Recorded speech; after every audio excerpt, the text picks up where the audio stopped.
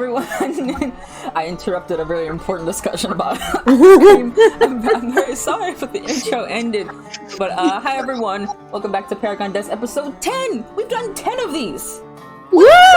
Wow. Amazing. Like, okay, Steve. Why is Fergus frozen? Okay, go ahead, Fergus. Go ahead. Take his time. But the milk mollies have to be bought, you know, because you can't make them yourself. It's not the same. No, I'm with him, yeah. Okay. You can't just put milk on a stick and put it in the fridge. You can't have milk on a stick. I mean, like, it is, but you can't just do it. Yeah. There's like other things they do. It doesn't taste the same.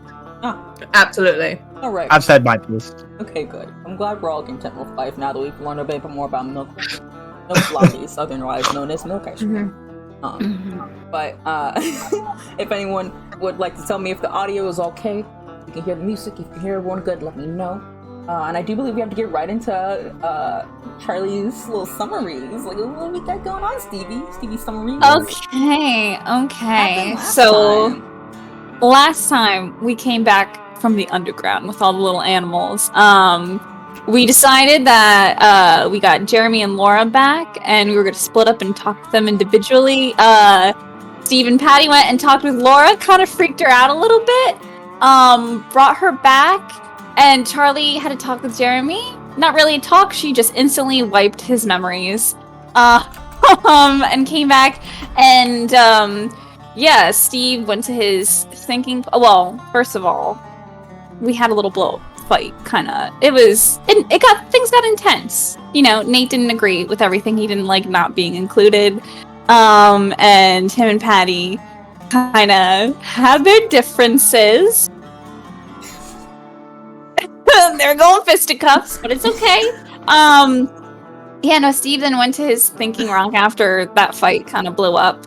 And he got calls from Bobber, didn't answer them. But then he got a call from the hospital, something about his birth records. It was interesting.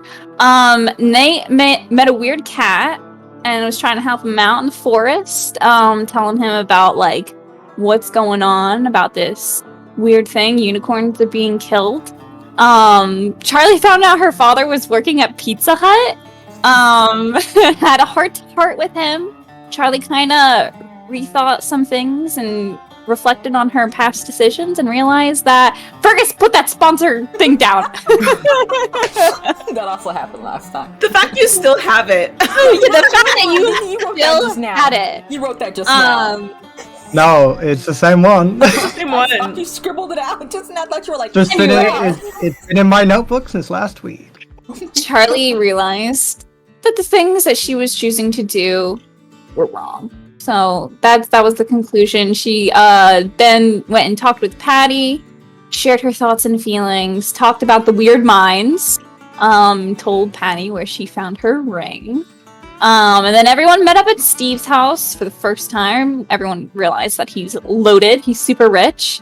And then they were looking around for his birth records, found them. They were off. And we also found a feather. A little feather. And when Nate looked at it, it was like full of plumes, right? Because it was just like the spine of the feather. Mm-hmm. So, but Nate saw something different. And that's what happened last time on Paragon Dust. A lot of layers. There was certainly a lot of layers to last time. So many layers. Now we're gonna go ahead and jump right into episode 10. It'd be a good, fun time. I'm very happy to have gotten here. I'm glad everyone has watched this far and you guys have played this far. We love this game. Made it. The storyline somehow. Shut up, Fergus. We love it. Not for long.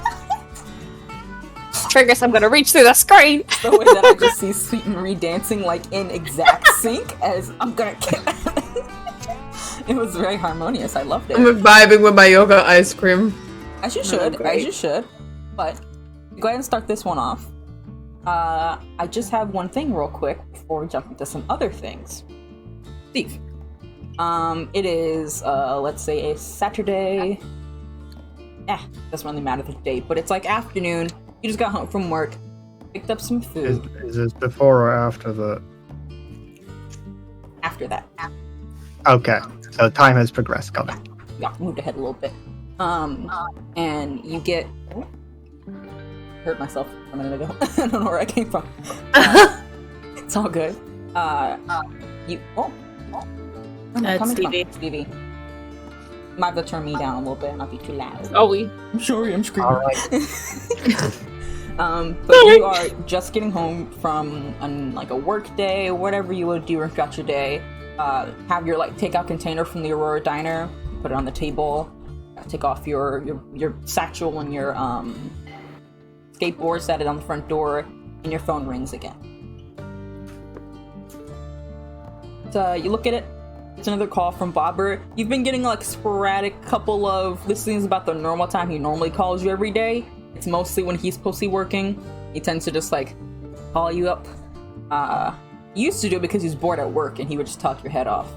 Now it's just been every so often calling or sending you really random texts or pictures of things that you have yet to respond.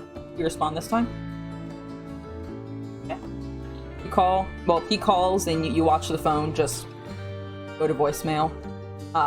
He doesn't leave one this time. He hasn't for the last few times. And with that, we're gonna pan over to Patty. Patty, you are actually in your infirmary today. Do your kids have access to the infirmary in any way? Or is it a secret hidden way to get in? It's because there's so many dangerous things in there. So it's in her library, hidden behind. Even hidden more. You have to get through the library just to get in. Yeah, because she got her weapons and stuff. Yeah. It's a lot. And you are just kind of perusing around in your library, actually. Not library, infirmary for a bit. Taking stock of what you have. You haven't had to use this a whole lot since everything happened and you stopped hunting, and just because of everything that's going on and all the documents you read with Charlie, you just wanted to pick through and see if there's anything of use that you can use for you and your little group. It is when you're digging deep into one of the old briefcases that Henry had around because he thought they were cool still. He made it work, but he made it work. Maybe Patty was just in love with him. She thought it would work. She thought it worked too. Honestly, she someone else with a briefcase, and she's like, but Henry doesn't hit the same. Yeah. Her. You are going through one of his old briefcases that you haven't gotten a chance to really look through, and you actually found in the bottom what looks like a tube that's this big of aloe vera lotion, right? On the top though, it is scratched out one line with a Sharpie, and it just says experimental healing substance in Henry's weird handwriting. He had this funky little, both nice but also a little bit scribbly. It was very handwritten, this handwriting. And you're very confused by this, and you look at the note. There's actually a piece of tape that's holding a piece of paper to it. And on the piece of paper, it just says, experimental healing substance at the very least should prevent wrinkles and soothe burns. At the most should provide some form of healing when applied to wounds. Only goes so far for now, but should help in a pinch. Can't wait to show Patty when it's finished. And it kind of trails off.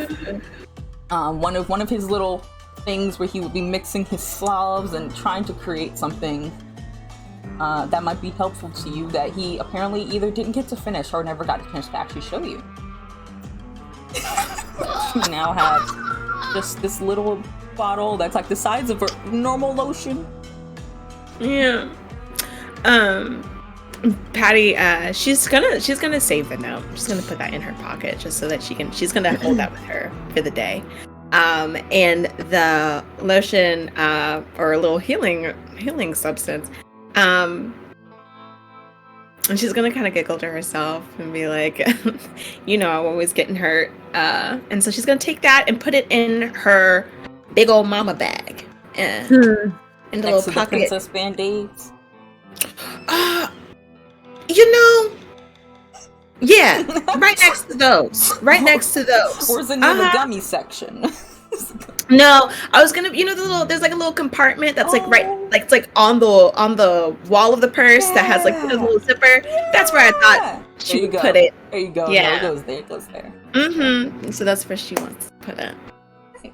You go ahead and put that away with all your things, tucking the note away for later as you continue to go about searching the infirmary for anything else that might be of use to you.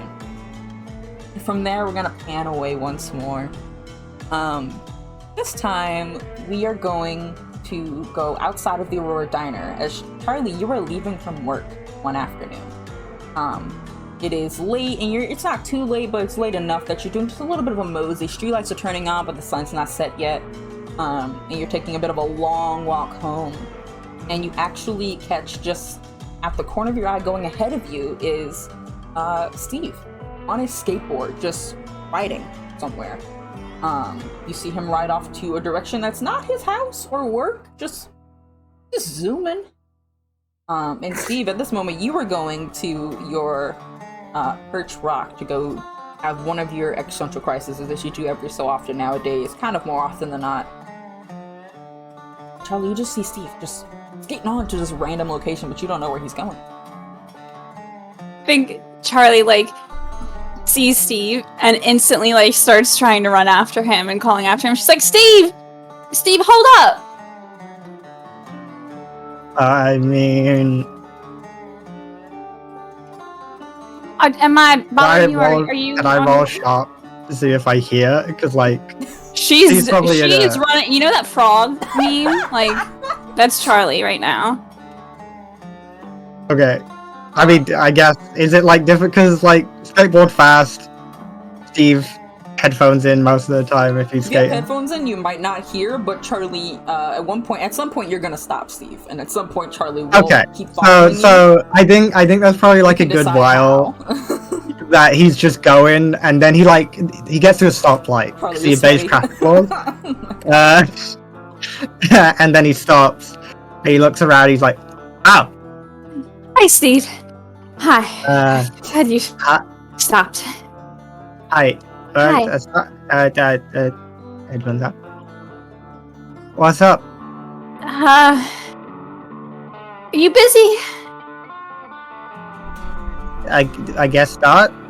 I just wanted to talk to you really quickly, if that's okay. Okay. So I would say Charlie would walk Steve over if there's a patch of grass that they could just sit down at. And she goes, Steve, I haven't really had a chance to talk to you since all this monster stuff started happening, and that's my fault. I got so distracted, and well, you know me, when I get distracted, it's kind of hard to reel me back in, and I didn't give you a good enough apology for what I did to Bobbert. I shouldn't have gotten involved, and I thought I was helping, but I should have asked you first. I promise I'll never do anything like that again. I realize now how wrong that was of me. And gosh, Steve, you gave me a home, and I haven't even properly thanked you for that.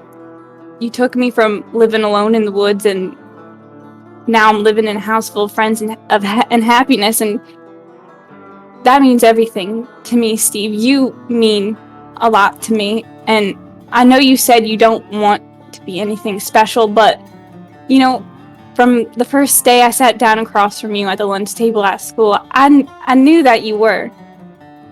You put up with all my weird ramblings and got me out of trouble so many times, and you're still doing that now.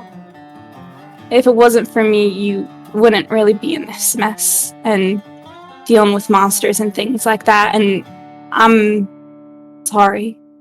I'm sorry I haven't been a good friend to you.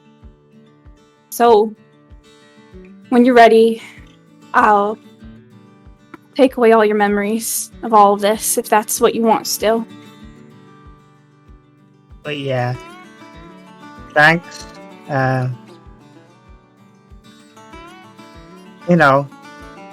Is what it is.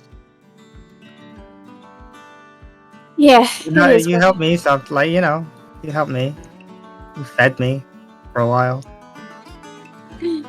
Yeah. And it's just, I'm afraid of losing you and everyone, and I want to make things right. You'll still be, Nate and Patty's memories aren't going anywhere. So the three of you will be the gang You'll be taking care of monsters, and I'll still be around. You know, you can pick what memory to get rid of, right? I think so. I'm not really sure. Well, if we have to do it multiple times, we do it multiple times. We'll work something out. Yeah. And, you know, the stuff with Barbara, that'll kind of get sorted with that as well. Both of us don't know anything happened, and no problems. Yeah, I guess trying to make problems disappear, I made things worse. I hope I haven't hurt you too much, Steve. I'm fine, really. I'm just... No, because now that I am looking at you, I don't think you are. Is everything okay, Steve? No. But it, you know, it will be. I've just got some stuff to sort out first. Okay. Well, Yeah. just know that I'm here for you. I understand if it's hard to trust me.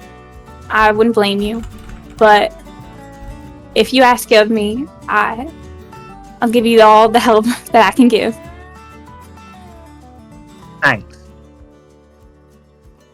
I'll remember that for as long as I remember things. Yeah. Yeah. Oh, here. And Charlie had like a brown paper bag with her. Pack some snacks. You just had this? You walking around with it? R.I.P.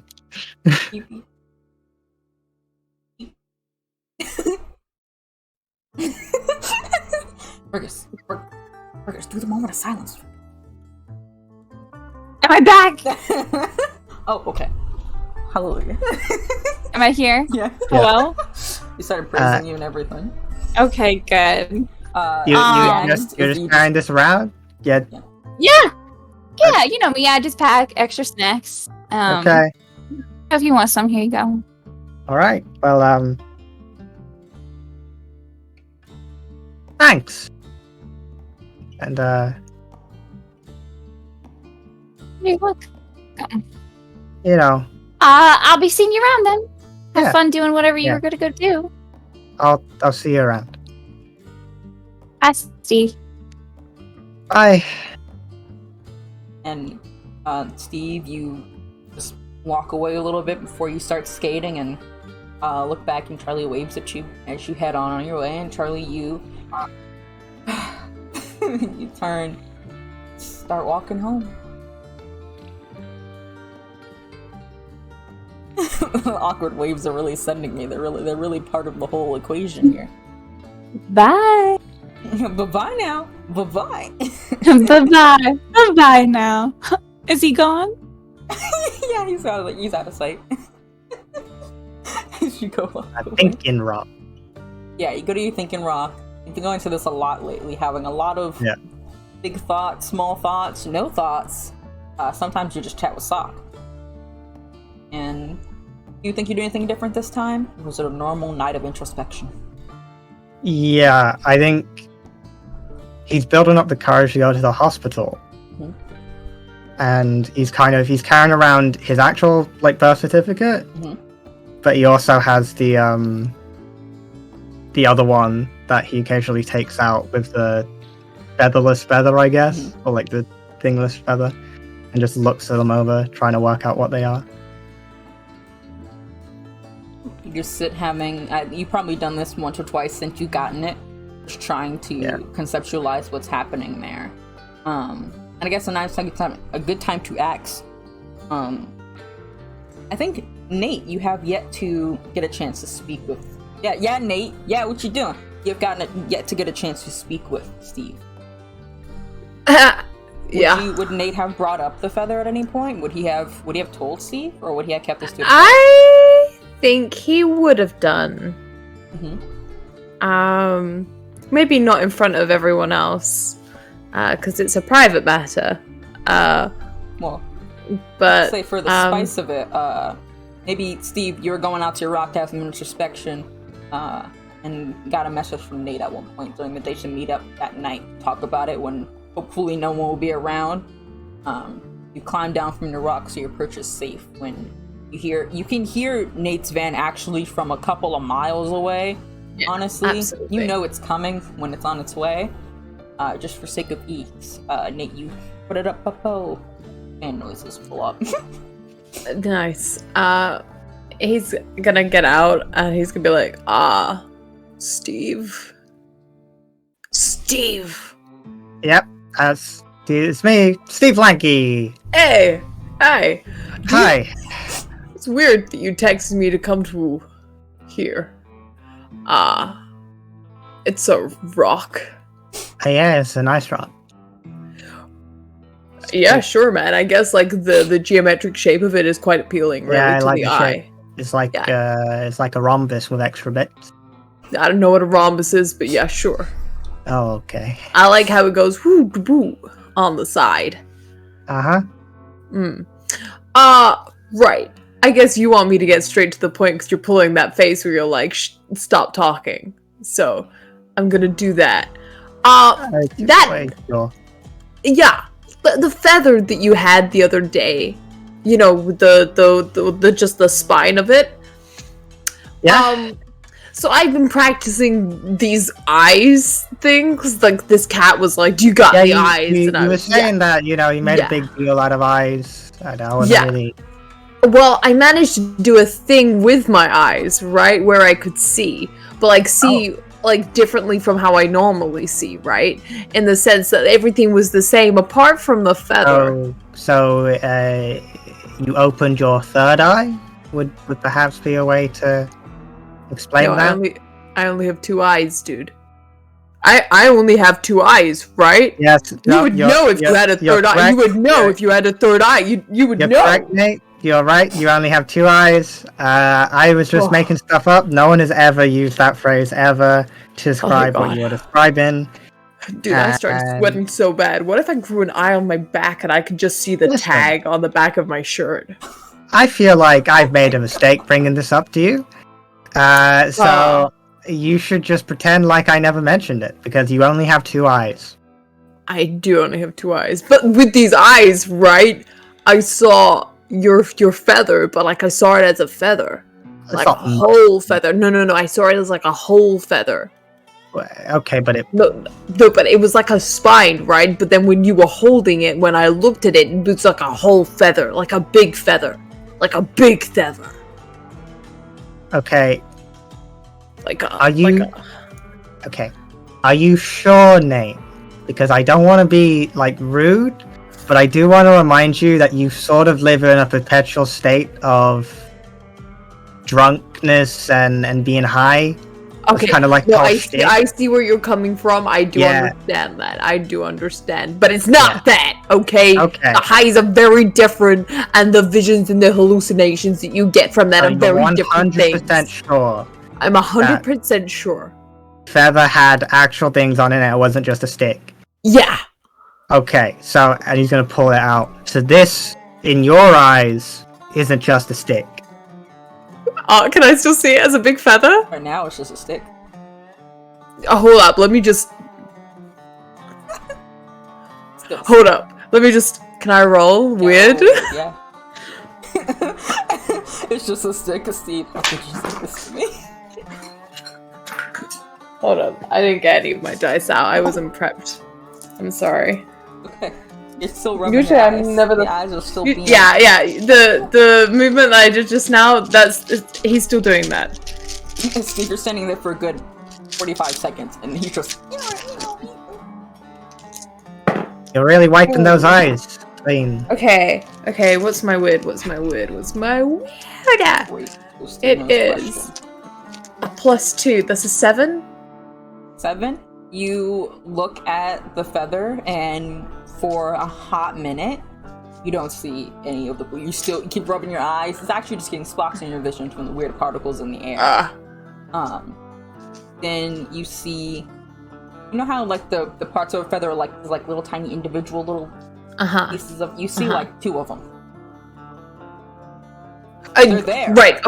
Okay, You blink dude. and I think it's just because I'm not focusing enough on my eyes, but like. There's a little plume there, like at the bottom, like a couple plumes. It's not as big as I initially saw it. Yeah, do you want to hold it and take a closer look? Sure. Do I still see it when I hold it? Nope, they go away. No, they're gone now. You take it back, take it back, take it back. Do I see it again? Yeah. It's like a weird, as if they're leaving some force once they leave Steve's hand and into yours. It's almost like air around them vibrates, almost like when you see like heat above a car. And when you take it, you can't see any of them. When you hand them back, that weird ripple in the air around it happens again. And dude, it's weird. But like I see it when you're holding it. Oh, I'm sure that's fine. I don't think it is. I mean, I'm sure it is in like a way. I don't think you're gonna like die or anything, but like it's weird. Sure. Where did you get that feather from? I didn't get it. My parents had it next to my birth certificate with another birth certificate for someone else. Huh. Weird. You were there when we found it. I was. You're right. Yeah. Sorry, my memory's a little spotchy. I've been focusing on a lot of different things, and it's like if something's not important enough, I push it out of the way for something that is important. That's fair. Is that everything? Yeah. I thought it was pretty important. I guess I might have just wasted your No. It's, we'll put a pin in it. Don't. It's a now- feather.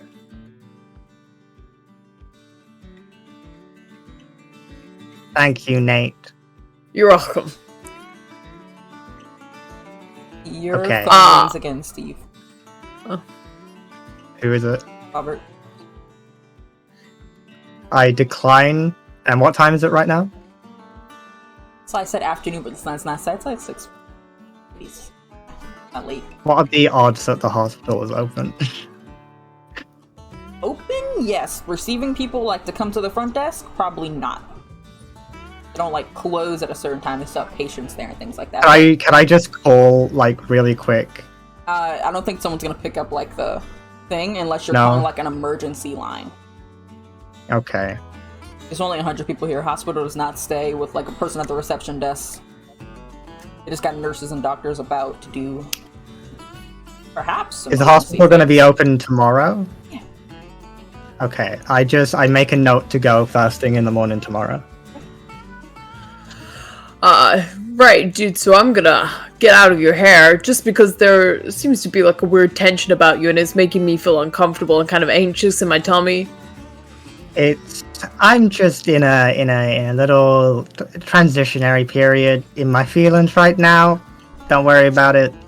Yeah, a perpetual state of where you're acknowledging your feelings but not actually feeling, so that way you can avoid feeling them, which is actually kind of unhealthy, dude. What? What? No, I'm just saying that it seems like you're acknowledging your feelings and you're thinking about your feelings to avoid actually feeling your feelings. You know what I'm saying? Oh. I understand you 100%, Nate. I feel like we're getting each other, but also not. So I'm gonna go. You have a nice rock time. Hey. And then he's gonna leave. You like almost trip over a rock, catch it, finger gun, and get back in your van and drive off. And Steve, you hear the van for a good 5 minutes after Nate's gone. Should I just pull out the feather? Mhm. You are not going to do shit. Put it away, and he's going to climb back up the rock. Okay. You menacingly speak to the feather, climb up your rock, and continue your night. of introspection that's only been partially thrown in with a fun little mixer of your friends somehow finding you in these odd times of night. The next day comes and goes like normal. It's actually a work day for you, so you're going to try and stop by the hospital before you head to work. You're getting up ready to go. You're actually just about to do one foot out the door when your phone rings. You've been a pretty popular guy, but it's not a number that you know, but it's not a number that you have saved, but it's one you recognize. It's the hospital. Same number that like the receptionist called you from before. Hello? Hello, is this Steve Lanky? I'm assuming it is, but I want to check in and make sure that I've got the right person. Yep, that's me. And you have one relative in town named Robert Lanky, right? I do. Why? Okay. I don't want to get too crazy on the phone, but we're gonna need you to come down here. He seems to have been seriously injured in a bit of attack that happened last night. He's in stable condition for now, but we were his only relatives, so we wanted you to come down. That's fine. I had to go down anyway. Okay. You come when you can, and we will be here. Gonna hang up. Turn around, go back upstairs and get his chain. Mm-hmm. And then go to the hospital. Just imagining the image of chain into a hospital. You know what? A lot of things are going down. I don't think they're going to say anything about it. You looked at the chat. You make your way over to some art, so you will take your uncle one way or another. You make your way over to the hospital with records in hand, the chain you were holding. You are immediately stopped by the head nurse, the one you saw before. Well, the person at the reception desk speaks to you and is also talking to a nurse. We don't have a lot of cases that happen here, so they're pretty much attentive to you once you get in. And they're just like, "You're Steve Lanky, right?" That's me. Okay, and you also look down the hall. You can see the sheriff with a few other officers that you don't know the names of, all kind of sitting and talking in a bit of a circle, having this serious discussion down the way. Okay, there seems to have been what we believe is a mountain lion attack last night, out in the forest. It seems, I guess Bobber was walking around. We don't really know much, but he was walking around with a friend, and they both got attacked. Did he? So he was attacked by a mountain lion. Did he have any burn marks or anything? And the receptionist looks to the nurse, and the nurse is like, "Yeah, there was a few going down outside of his arms. We found a lot more on his friend that was with him." Oh, he had a friend with him. Yes, he doesn't actually live here. A man named Casey, Kennedy Crawford. You don't know this person. Are they here? Oh yes, they're both being tended to right now. We're gonna say you can't see Bobbert just yet. He's still not woken up, and they're currently trying to work on him. But Casey, it's up. Do you know him? We don't think he actually lives in Driscoll. I haven't met him. I'd like to talk to him. Okay, we'll see. He was in a bit less of a critical condition than Bobbert was. We can go see if we can get him. And there's a bit where there are people just going all around you, breezing back and forth. Doctors kind of rushing past as you wait a little bit.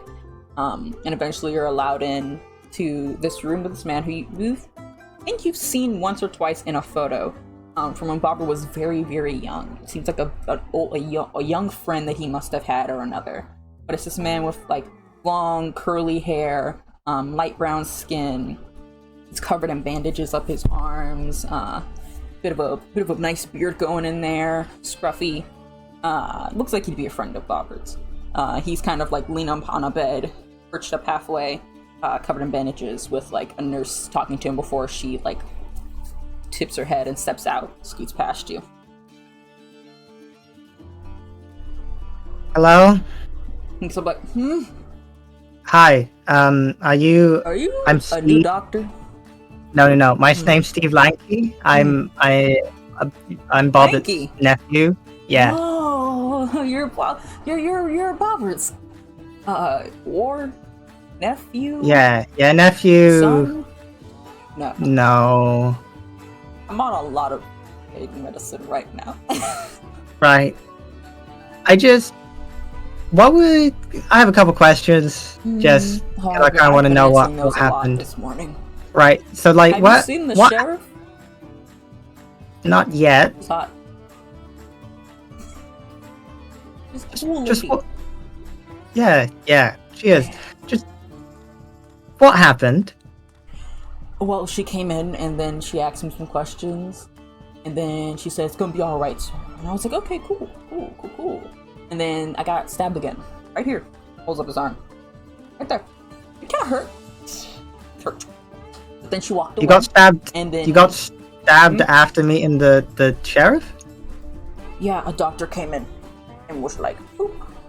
with a syringe. Okay. Yeah. I meant last night. Oh, that makes more sense. I thought Yeah. you wanted to know about. Okay, that makes sense. Well, I am actually a wildlife photographer. I come by every so often. I don't really frequent Driscoll anymore. I've taken most of the photos I need of everything that's around here. But the mountains are lovely. I love mountain climbing. Have you gone mountain climbing before? Because Okay, dude, I'm gonna be real honest. I don't care. I have Okay, two mountain questions. climbing? Where were you and what did this? A mountain lion and in the forest. I'll be honest with you, Where? I don't know where we were in the forest. Any landmarks? Anything? It was a forest, my guy. I don't even live here. Robert Okay. was leading the way to all the cool stuff. He had thoughts about it. Said he wanted to show me all the great places to take some photos out here, all the spots where I can find coolest things. It was his idea to go? No, it was mine. I just was in town, and we were all friends. Bobber and I, we go way back, me and Bob. And I just asked him, since he lives so close to the forest, guy seemed a little lonely. I'm here for a couple of days. Thought we could just go, hang out. Two bros. Got it. In the forest. Got it. You should rest. Are you Steve? Is your name Steven or Steve? What is your name? I don't think that matters. I just Steve's gonna leave. Steve! And you just hear the voice quietly whispers off as you leave the room. He wants to find a nurse real quick. Okay, you find one easy enough. Can I assume my uncle hasn't woken up, but can I at least just see him? They're still working on him right now, so it's gonna be just a little bit of time before we can go in. How long? 30 minutes to an hour, but he won't have woken up when we finish, but he will soon. It'll wear off eventually, but if you're welcome to stay and wait, it just might be a bit of time. Can I just see him through a window? Sure. She leads you over to the room that there seem to be, and you can peek through the random glass window of the door, and you can just barely see his form laid back. There's white everywhere, and then the light green and blue that doctors wear as they are fluttering around here with tools. You see a bit of blood on some of the tools as they're just rushing about. This isn't a big hospital, so there's not a whole bunch of locations to do all of the intense work. Again, only 100 people in this town. But every time they flutter past, you can just barely make up his frame head back. Bandages, blood, part of his head shaven to get to any wounds he might have back there, which you can see. Pretty bad. You said he was stable for now when you called, but that was also when you called. And they seem to be doing something right now that seems pretty urgent.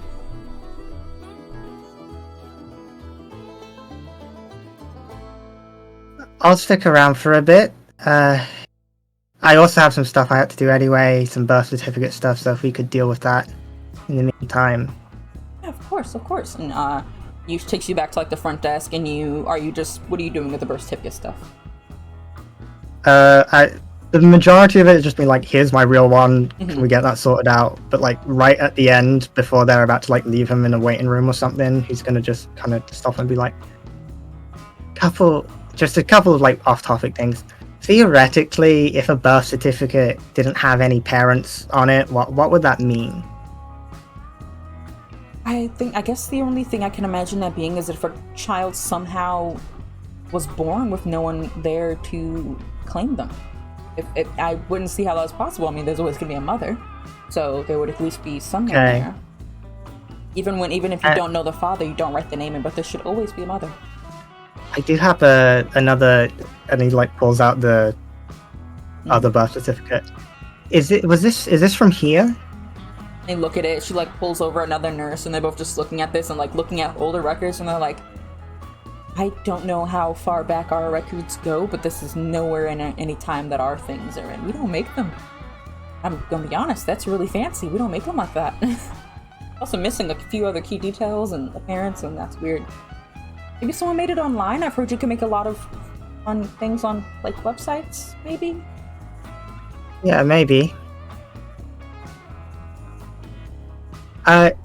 This might be a little too much to ask, but just in your medical records, do you know if my parents had any other children, biological or otherwise?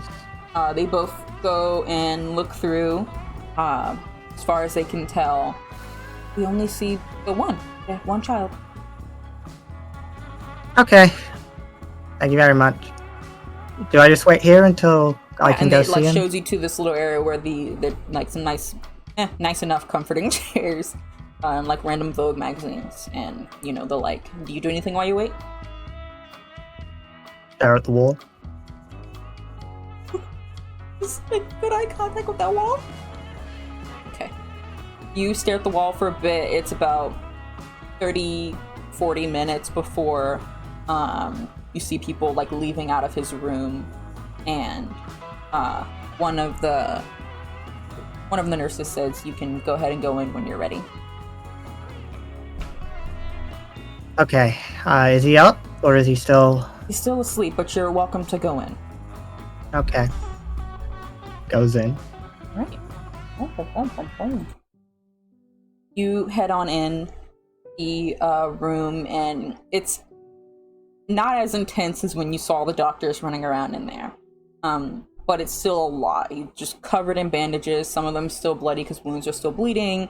They seem to have had to like go into his arm and try to remove something or get to something or whatever. There's a lot of stitches. One like right across the top of his brow. Almost like some of his face is like swollen, like he got big bruises. Just generally pretty messed up.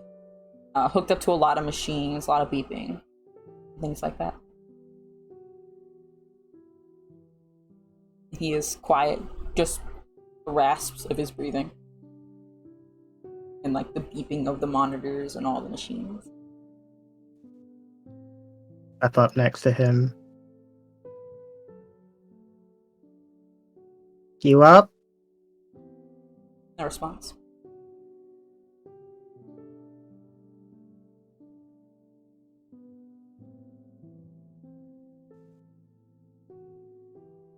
He could be a real idiot sometimes.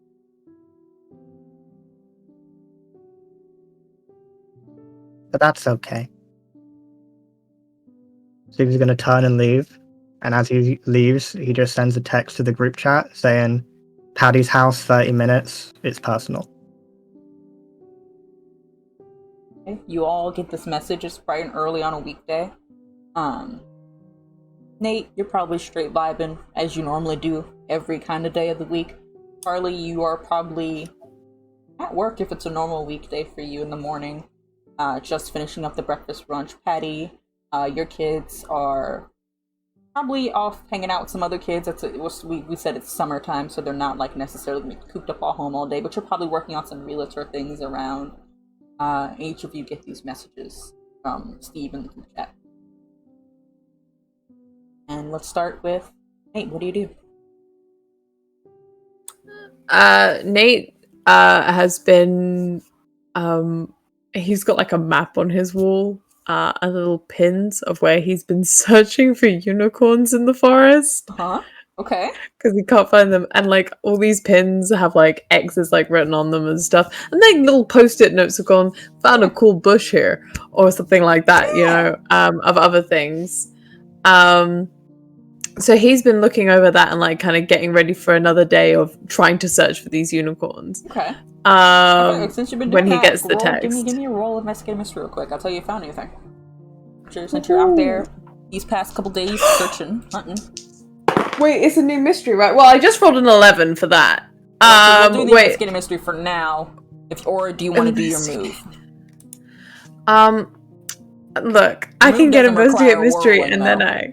then it does require rolling. Okay, you can use does. your if you want to do your Destiny's Play thing. I would love to use my 11 on Destiny's Plaything. That would be great. That would be really great. Can you tell everyone what that is while I perceive my notes, just in case anyone? So Destiny's Plaything, at the beginning of each mystery, roll weird to see what is revealed about your immediate future. On a 10+, the keeper will reveal a useful detail about the upcoming mystery. On a 7 to 9, I get a vague hint about it, and on a miss, something bad happens to me. Or is going to happen to me. Right, you got a full success on this. So I got full success! Technically a 13! Ha ha ha, as you should. Just as you're about to pick up your phone to see what this message was, you were still surveying your wall where you have everything checked off. You haven't seen anything, but you've been searching those forests. You know, you've been asking to enter all these weird U-shaped arches and everything. You've been going deep inside, and you pause for a moment as you feel that familiar sensation crawl up the back of your neck, and your eyes roll back, and you have this bit of a vision, and you actually see yourself.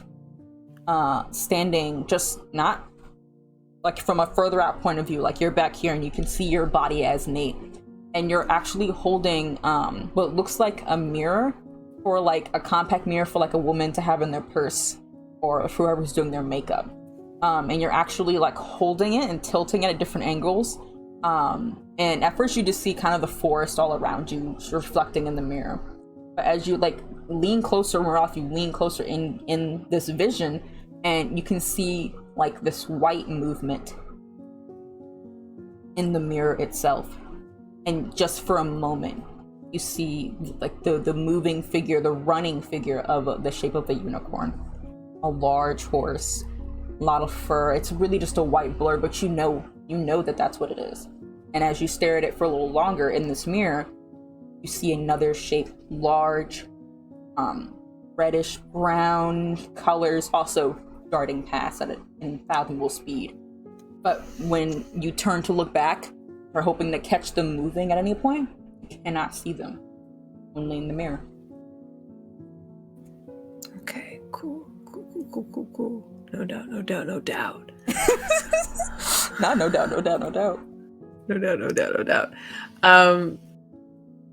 He's gonna like kind of breathe, because I feel like the vision stopped there and stuff in that sense, and he's like, oh, yeah. Always get the weird shivers when that happens. I got a text. Okay, right. What was it that Steve was saying the other day? Put a pin in it. And then we'll go see Patty and the others, and they will know what to make of. We can read some books. Nick, you're a genius. Your brain is working at like 200%, dude. He's gonna look at his own reflection in like the mirror on his wall, and he's like, you, my man, you got this. Yeah. Is that dirt on your face? I don't even know how I got that there. All right. Anyway, we'll let's Shazam it. And he's gonna go. All right. You start making your way. Charlie, what are you doing? You are in the middle of work. You just happen to hear this vibration. You only have your phone set on to like hear notifications from your main pals and any emergencies it might be in. So you immediately go to the back to try and check this. Yeah, I think Charlie, she's gonna feel the buzz, and she's gonna like be, bear with me for 1 minute, and she's gonna go to the back, see the message, and I guess she's gonna find Alice, and she's like, Alice, I'm sorry, an emergency has come up, and I need to go. Could you call in Jeremy and tell him to cover my shift for me? Alice is like, I hate calling Jeremy. Listen, I'll You guys, like, I'll do you a favor. dating or whatever. Like, why don't you just call him? You know, because you're like, we're not dating. Who told you that? Jeremy. Did Jeremy tell you that? Telling everyone, you know. I think Right, that, like, that's Agatha great. and Bertha have been, like, chitter-chatting about it non-stop. You see them, too, they're just coming in. they like to get their breakfast a little late, and they're both just like looking at you and like,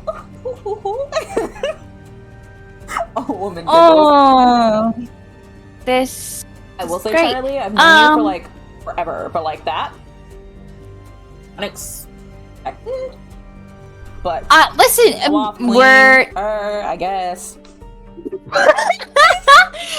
we're not dating. We're not dating. It's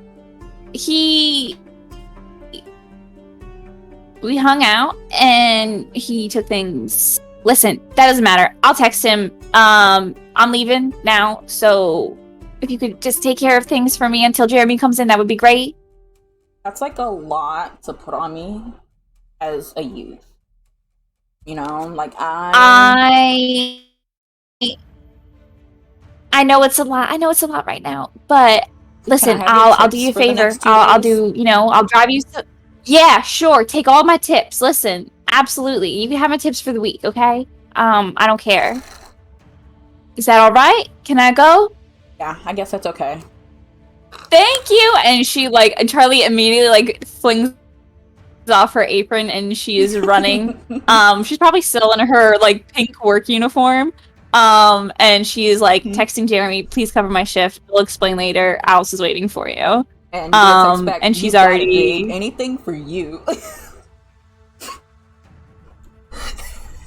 He's like, I'm gonna fix that later. I'm mental note, fix things with Jeremy. You put a So pin in yeah, that no, too, she is. along with everything else with pins in. We're gonna put a pin in it. And the text said to meet Steve at the hospital. At Patty's house. Oh, at Patty's house. Okay, so Charlie is just gonna book it to Patty's. And Patty, what are you doing? Patty has been being reckless all day. What she's been doing, doing work, right? She wanted to make a snack for herself, right? Okay. But she starts using the knife and she thinks about it and she's like, oh, what if something, But she's so skilled at what she does because she wants to kind of give herself a little small bit of a wound to see if she can but she keeps chickening out. Last second, she's like, she'll go through papers and so what if I get a little, but she can't go through with it. Oh my god. Same thing. She's walking down the steps and she's like, what if I? So yeah, that's what she's been doing all day. All day. She's like, what? But chickening out last second because she's like, nah, I can't. I don't want to. She just wants to use Henry's her little lotion thing. But yeah, that's what she's just going through her daily tasks, being silly, being reckless like that, and then she gets the message from Steve, and she texts back, yes, house is free. You guys can come in through the back door. It'll be open. Yeah, and so she's just sitting in the office, kind of just going through. She has her real estate stuff out, but I feel like everything is kind of still up in a mess. She's a bit more put together. She's a bit more put together than the last time that Charlie was there. Yeah. She's just There's still documents around and. Yeah, she decided to pull herself a little bit together. But everything is still out. Okay. I would say you can all arrive at however speed you want to arrive. Or before I go, there's two things. One thing, right before I leave the hospital, and before I leave the room, I take out the feather. Just say, "You're gonna do anything. Just make it useful." So I just put it in Bobbitt's hands and close it. Okay. And I want to stop off at I don't know, a hardware or supply store or something, and just pick up a fire extinguisher and a fireproof blanket.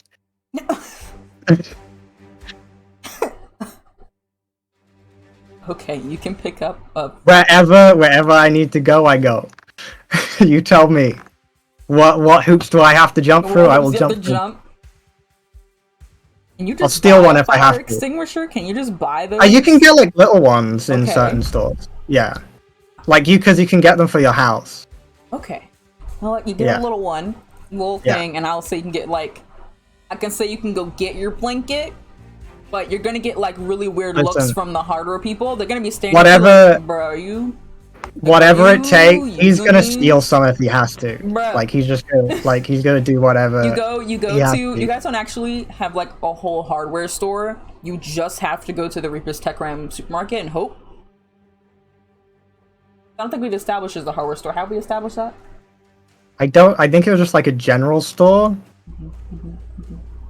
General store thing. You go in, Yeah. you can grab the materials just fine. You know, there's gotta be some little fire extinguisher, little blanket. It's like a twin size blanket. It's kind of small, but you know, it'll work. And you get really strange looks from the people who are checking you out. They're very confused. But you manage to get in. I also put the old man's skateboard just on the counter and be like, "Here's your skateboard, old man." Because we have to return that at some point. You don't get a response, but you think that all is right with the world suddenly, and that there is a certain balance as you continue ahead on. Do you think you arrived at Patty's first or last? He's going as fast as he can. Okay, So you if probably- you think that would be first, then Yeah, he you probably has. get there first if you'd like. Yeah. You arrive at Patty's. Hey Steve. She's gonna. Hi. What does he have on him again? He has the chain. A Chain, small fire extinguisher, extinguisher, a blanket. Fireproof blanket, like silvery. Like, well, I mean, I guess it's packed up at this point. Yeah, it's still if rolled it's up, new. you know, it's like a little thing, Yeah. but it's still like all of that on the skateboard. Skating pads. Yeah, still knee pads, elbow pads, helmet. Just holding know- the fire extinguisher over Yeah, his shoulder. honey, come on, step in. You know what we're gonna do for you? We're gonna invest in a backpack. I'm gonna do that for you. Sure. Yeah, cause you know, walking around with all this. First off, are you all right? Nope. I'm ready to go to war.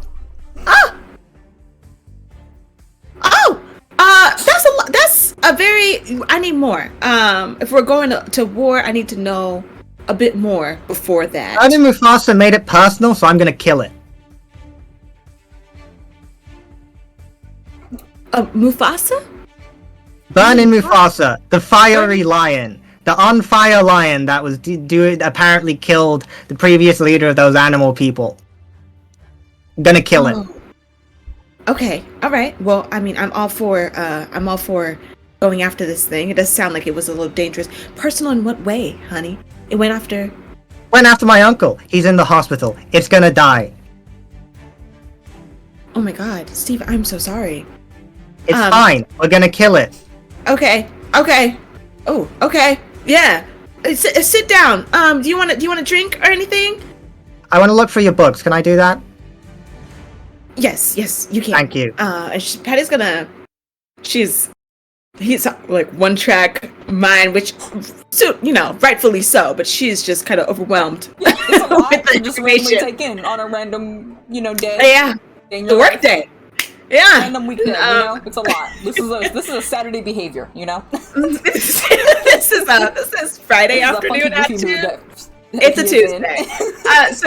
So she's going to the kitchen, kind of getting drinks, and she comes back with a glass of water and Just like kind of pushes slide it towards over him. in the general direction of Steve as Yeah. he's glancing Hugs through it your down book. while he's reading the book. Oh, he's multitasking. Did you and, find? oh, does he have yeah. to- What are you looking for? What Yeah. are you doing? I want to know. Well, I guess is this technically investigating a mystery? Tell me what you want to do, and I'll tell you what you can investigate. I want to work out what this is and how to kill it.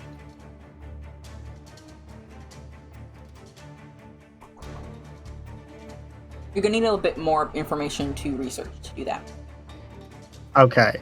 So If you nothing wanna I try, already you can know. go for it. I'm just telling you, you might need a bit more to go off of as a description. I Besides just- weird line and fire. All I know is on fire lion, its claws apparently can be attributed, like its attacks can be attributed to a mountain lion. So just anything that could have like a lion form and does anything with fire is what I'm looking for information on, and then I'm gonna work from there. Okay, roll investigate a mystery. I'm not good at sharp, so That right there. I'm not good at sharp. I Oh. rolled a 5 and a 6. So Hey, with wow. a minus So you 1, are that's a 10. thinker. Not the minus 1. Yeah, That's a bit rude. All right. but I got a 10. What are your questions? What sort of creature is it? And what can hurt it? Okay. It's gonna be a bit difficult because your reference to go off of is not a lot. But what you can find is... If you want me to pick a different question, I'm perfectly okay. I'll give you some information. If you want to ask a different one, I'll let you. If you find something else that works better. But you start looking up like various lion creatures that are in these records. You find things such as the manticore. You find information about that and the weaknesses that it has. The creature that in some legends can breathe fire, just depends on which variation you are looking at. There's like Persian variations, etc., etc. There's many different kinds of it. Whether that be with the dragon wings, or with a scorpion tail, or a dragon tail, or a human head, and a lion body. There's so many variations of it that you can actually see some of these that do breathe fire. You can also see the Rosie lion, which is actually more of like a, not necessarily a cryptid that seems like it's actually causing problems. It's just a weird hybrid between a lion and a tiger that like people thought was real, but it had no mane, and there's like no information on what it's got going on, but it is another weird lion thing. There's also something called the Marozi? Yeah, M-A-R-O-Z-I. Okay. Rosie. Okay. I just can't speak. There's also And that's something like a lion tiger thing. Yeah, it looks like a hybrid. It really just looks like a female lion, but a little bit smaller with a bit of spots on it. But no one really knows any information about it because it's just not seen. It was believed to exist a while ago. No further information has been found. You also find information on things like a water lion, which there's not a lot on, but you kind of rule it out because it kind of goes against the fire and the lack of water around here besides the one lake. So these are the kind of examples that you can find. If you want to ask a different question that might answer better what you're going for, go for it. Or you can also use a whole tax question later if you'd rather save it, but... I think I want to hold and like collect write down in my notes as much general information about this as I can, so that later I can, once we have a better idea of what it is, I can work out how to, how we fight it. Because technically, I think with the Investigate Mystery, roll, sharp, etc., one hold can be spent to ask a question. So technically, your other hold you're meant to just keep as long as it pertains to this. So you can use that for a later roll or something like that if you'd like, or another question. And I'd say as you finish up that, let's say, Nate, you come... I'm so sorry, could I talk to Steve just one more? Go for it. Go for it. No, yeah, so, Steve, what was Robert doing out there? He and a friend went to go, I assume, just see the sights in the forest, and his friend wanted to take some wildlife photos or something like that. Oh, so did this friend take photos of this creature? I don't know. You didn't ask? Nope. Probably should have. Okay. That's alright. We know where he is. So we can maybe stop by and look through his camera? You want to do that? We could do that? I think we should. I think that'd be really good to do. That's all I wanted.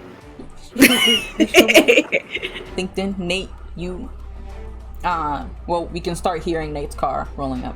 And then eventually, Nate, you are at the front door. Nice.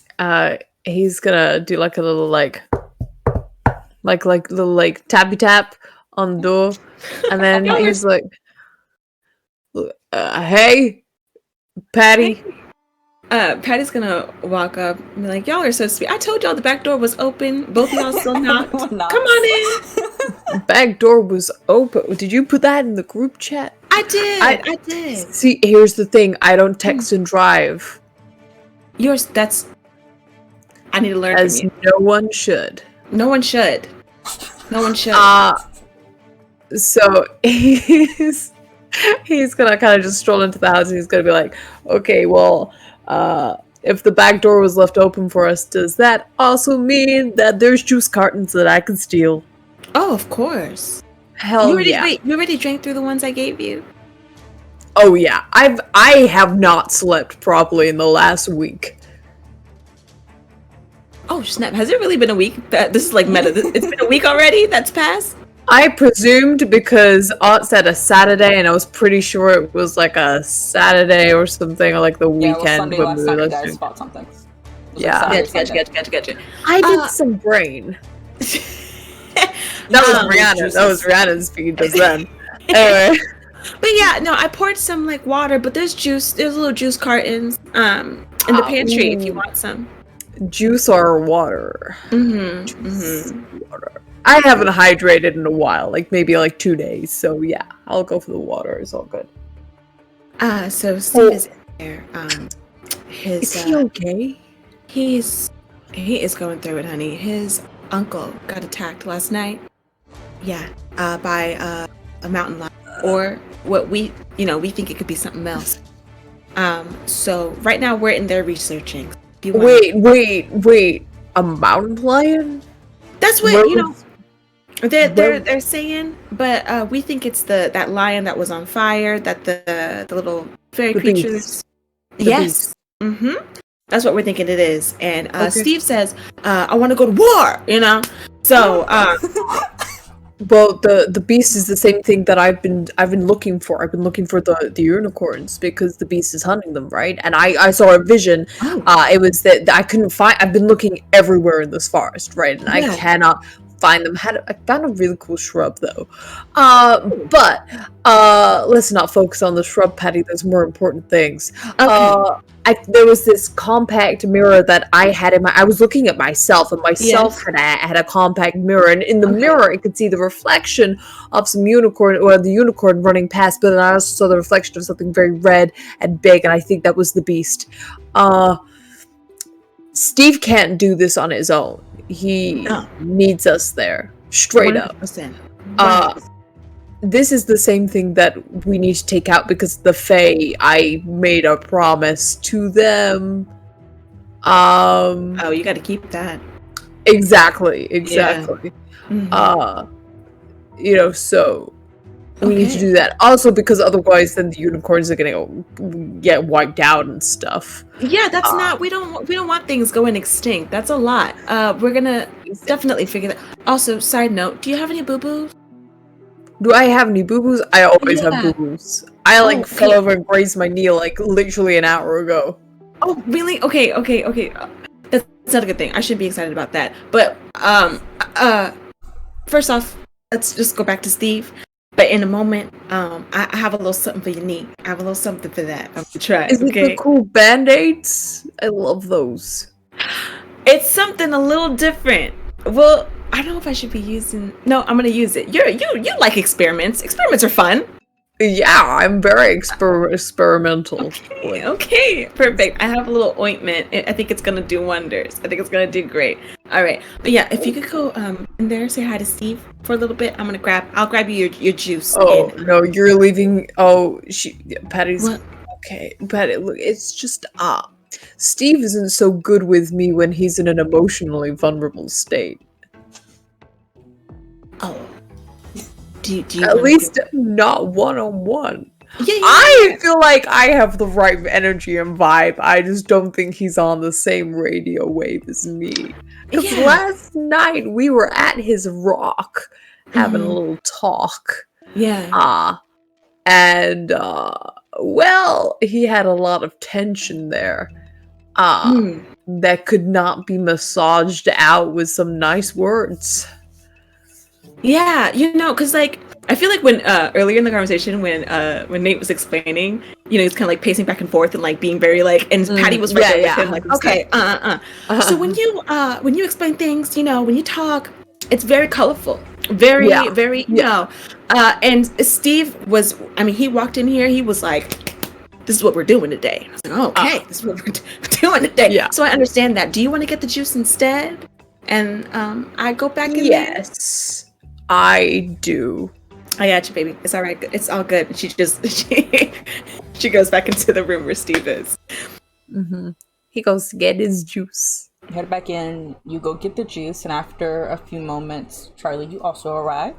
After that conversation that occurred, scurrying in, work outfit still on. You actually use the back door. Oh. You good? Oh shit! What? Yo, your mouth. Am didn't I move. okay? Your mouth didn't Like- move. Trying to be You're passed back. against another one. The way your Okay, mouth did I'm not back. move, but you spoke. Terrifying. I was Lovely gonna all the say time. Charlie probably used the back door. You read the message. You understood the Mhm. assignment. Yeah, so she comes in and I'm guessing she sees me. Yeah, he's getting juices. He's got an absurd amount of juices. Oh, Hi, hey. mate. Is everything okay? I got the message and I ran over here. Oh, no. Everything is not okay. So Steve's uncle got attacked by the beasties in hospital at the moment. But Steve's hell-bent on going to war. Bobber got attacked? Yes. Oh my Actually, God. Steve got a call last night. I wonder if it was from Bobber. But he declined it, so no, it probably wasn't. This is awful. Well, it's not good. It's not great, especially since Steve definitely needs to go to therapy to work on some things with himself, because he is letting his emotions build up in him as in some pent-up rage that is going to implode and utterly destroy him. Oh, yeah. I talked with Steve earlier today, and I apologize for everything. And God, I don't know if I could ever make things better between us. I don't think it's a you thing, Charlie. No.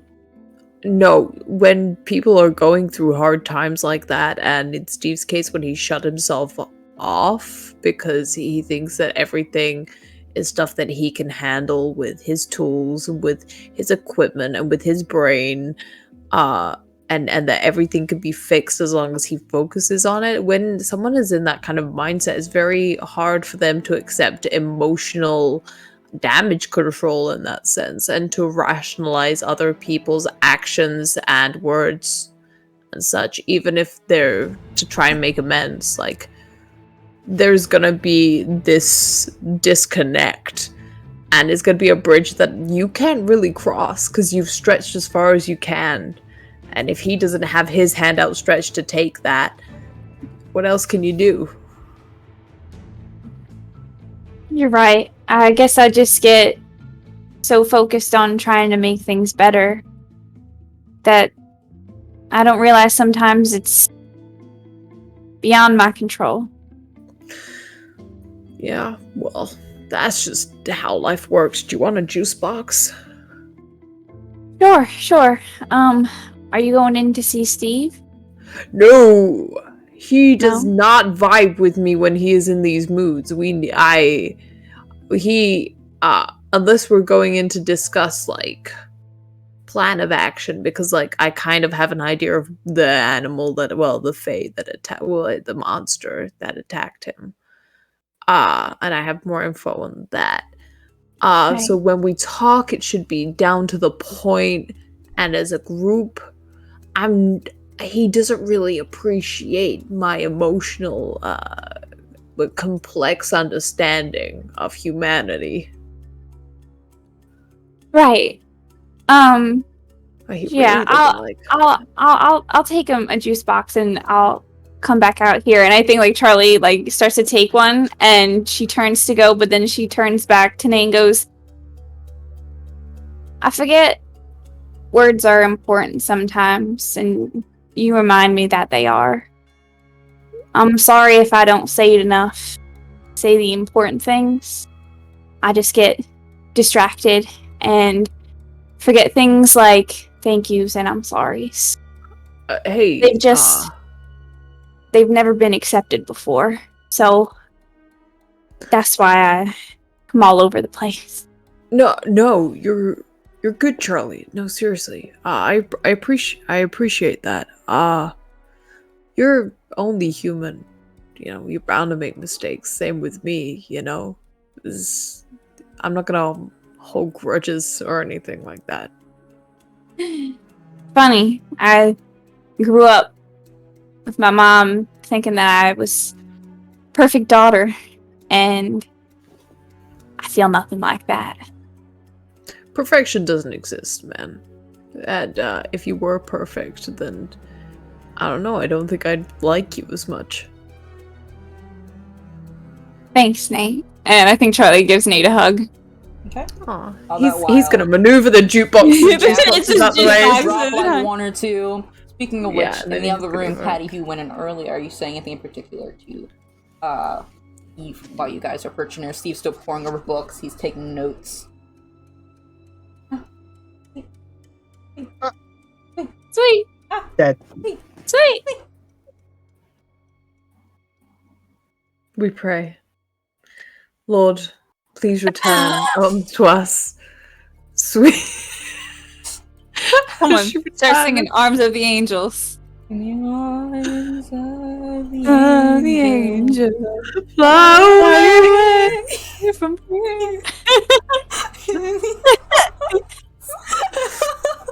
She's I don't still think gone so. to us. I don't Sorry, know. that's what you don't. Here, okay, we can go right back. Sorry. We're back. We're back in a bit.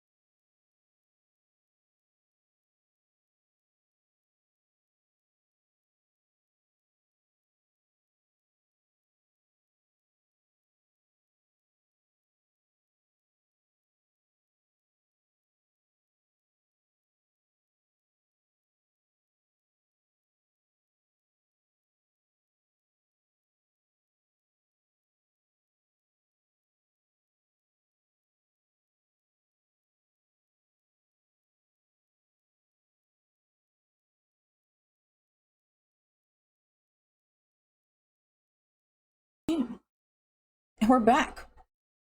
Our prayer worked. We were successful. It was great. But zonking back into the thick of it, if you will. Steve, Patty, what are you guys doing in the lore library?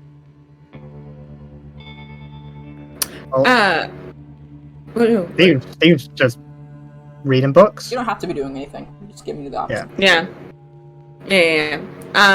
I feel like Patty would probably be looking things over with him. Pointing out books that might be useful. Pointing out books that might be useful, or... So you're actually freezing. Actually freezing again. Stop! Oh, hi. Yes, Patty was helping reading books. Yeah, you're pulling out some volumes that you think might be useful. You're pinning out some sticky notes. It's all good. And then after a couple of moments, after you guys have a hug out on the living room, Nate and Charlie, you make your way in. You see still a little bit of the general hoopla that was Patty's investigation that you've already seen. Now total with Steve looking through a bunch of books, sorting through them, like kind of on the ground, like jumping up to a desk, looking through things, writing notes down. You can see the fire extinguisher and the fireproof blanket sat beside him, along with the chain and the skateboard. It's a neat little pile. Charlie goes up with the juice boxes up to Steve and like touches his shoulder. Hey, Steve. Hey. I'm real sorry about your uncle. Okay. You bring your bat? Yeah, I brought it. I left it out on the porch. Is it made of wood or metal? Wood. Might want to get you a metal one. Yeah. Is there anything I could help you look for in here? Yeah. Yeah? You do weird magic stuff, right? Occasionally. Can you enchant that fire extinguisher? Sure. What do you want me to make it do? I don't know. Just extinguish fire lions. Hey? Do that for sure. You And- can? I don't know. I'm not forcing you. It's just if you can I do mean, it. I don't know how that works, but The only magic thing that I've done is make people think and do things that I want them to do. that's fine. We'll But I could try. Couldn't hurt. just be careful. Last time I tried to do magic I didn't know anything about, I hurt myself. Okay, maybe I could meditate on I it. have an ointment for that. If it happens. Oh, an ointment? Hmm. An ointment? Yeah. I'm waiting for Nate to get his knee in here so I can see what it can do. But yeah, no, sorry. Continue your enchantment. Okay. Where is Nate? Is he here? So you look out and you see He's just Nate picking just up- standing with several juices in the living room, like next to the kitchen, just. He is straight up just drinking all the juice boxes, just stood up there because he's literally just like, I want to make sure that Steve's not in a vulnerable mood before I go in because he kind of terrifies me. What are you doing out there, buddy? Oh, I just squeezed my juice everywhere. My carpet, Nate. Oh. I'm sorry. I can't look that back up. I'm sorry. Spillage isn't lookage. Sorry, get in here. Patty I'm goes out sorry. to try to find some cleaning supply. Sorry, Patty. Hey, Steve. A juice Hey. box? Sure. Oh, you just... Whoa. Patty comes out. She had a rag and like a little spray bottle, and she sees the juice box go flying across the room after Steve had just squeezed it all over himself. Like, Steve, what the heck? Got most of it in his mouth. Oh, okay. Most of it. Yeah. Dude, juice boxes are to be savored. Sorry. Respect the I'll remember power. that for next time. Respect It's your okay. drip As the stuff he's- drips down his shirt. It's gonna just a little drop bit. them down. It's like, so what are we researching in here? What is a fire lion, and how do you kill it? Oh, well, it's not a fire lion that attacked your uncle, then. It's probably the beast. Right, but it was a fire lion. It's was not the a only fire descriptor. lion. Then what is it? It's a mishmash of a bunch of different things. It's not just a lion. It's got other things, and it's not an animal. It's sentient. It knows what it's doing, and it's evil. Okay. Okay, what is it? What It's would it's not a. I will say you didn't actually see its form to describe it. You just saw a blur of it running past and that it was this red and brown texture, but you didn't visualize He knows all of its from parts. he just knows from the others, like other things that he's learned about it, that it's like from the deer corn fox. What was it that she turned Unideer. into? The unideer. Deer. Where she said it was like this huge beast thing, Does it look like a and stuff, lion? and from kind of like a lion, but then someone said something else is not just a lion and stuff with it in the fairies notice anything? I should take notes. I don't. I don't recall. I think everyone they just described it as a lion, but I don't Oh, know. lion. Oh, fair enough. I don't know. But I don't know. it's what? It's what's going after the unicorns right now, which is it's what I brought up the other day. It's why I've been searching for the unicorns, man. Oh, that's terrible. We have to take care of that. Do you know what it's called? It's just the beast, man. We should look up something. Maybe the beast. That's what everyone's been calling it, right? The beast. Let's look up the beast. Yeah, sure. I know the exact book to look it up in. I hate Colin. He's gonna. Where's Colin? He's in the infirmary. Just don't. Why don't is he let in the him. infirmary? Well, did you there do was to a lot Colin? going on. We didn't do anything. Colin did stuff to us. Colin took both of our DNA. Wait, he took your I DNA have a- too. I Oh, don't he like bit that me. book. Ah, He he's has- fine. That book is evil, and I refuse to get help from another evil entity to kill one evil entity. He's not evil. It's just a book. Hey, He's when did you incredibly guys- evil. He fully when did admits you- to being evil. If you went up to him and Put said, it on "Are his you evil?" resume. his first answer would be yes. I am the evilest. I am the origin of evil. Steve, did your Evil started parents with not me. teach you to not judge a book by its cover? My parents didn't teach me a but whole that lot. cover- My parents really kind of just left me to my own devices and left a lot of things out of my education growing You know up. what? A lot of things you would expect to learn from your parents. And even more than I had originally thought, apparently.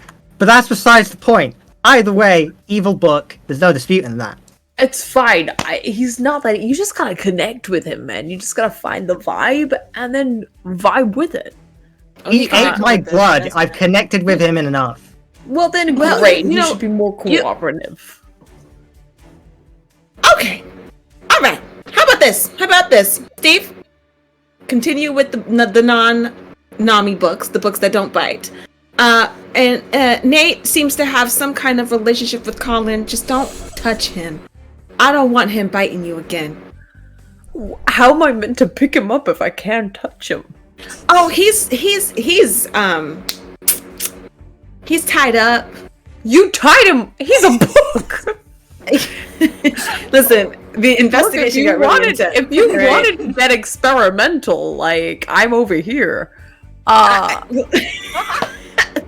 Nate, God damn it! Listen, the book is in there, and Patty's like, he's please. Patty is like, she's like, stop. The book is in there. We were getting a little intense with the interrogating, and he don't scare easy. Unfortunately, we tried, but that's why I thought maybe if he was tied up for a little bit, he could think about what he did. But it's not working. Yeah, no, I'm gonna be honest. Like, if you end up tied up for a little while, there's really only a couple things that you can think about. Anyway, I'm gonna get this book. He's not wrong. Nate's not wrong. He's not. So many layers to this conversation. Number one, I really need to pee.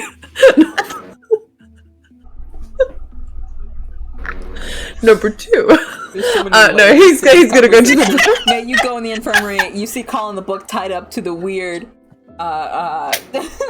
contraption that was made for the torturing / interrogation of this book.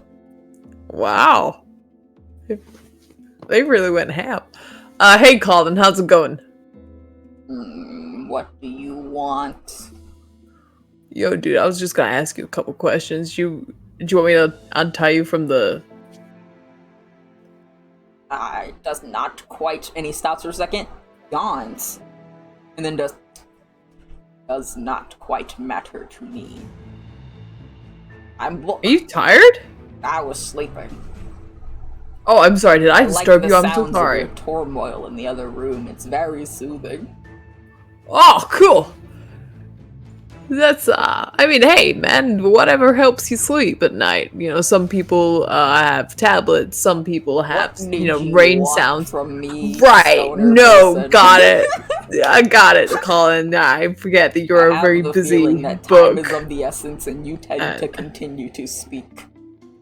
Well, thank you. It's actually nice having someone to keep a check on that. I'm looking up. So the beast, right? We've had a few interactions with it, like lion, fire, big, evil. Would you be able to give us like a defined name of it, or like what kind of creature it is, or? Why should I solve your problems? Well, technically, you're not yeah, I guess you are.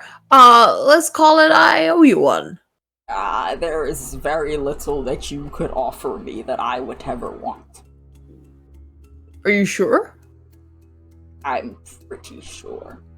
You know I owe you ones are like infinite, right? Like, they don't just expire. They're just words that you humans say. They do not mean much in the grand It's a promise, scheme. dude. It's a promise. Your kind is infamously terrible at keeping them, and it means nothing. Okay, then. What do you want? Nothing much that you can provide unless you can offer me something. I've already got your DNA, actually. I don't know if I need much more from you. I don't have the DNA from one of you, though. Charlie? It's like that. You want Charlie's DNA. Why do you want our DNA? You ask too many questions. I do believe you have a bit of a crisis happening. We do. See, now here's the thing. I don't know if Charlie likes you all that much, so I don't know if she was gonna want to give you that DNA. Plus, I didn't actually consensually give you my DNA either.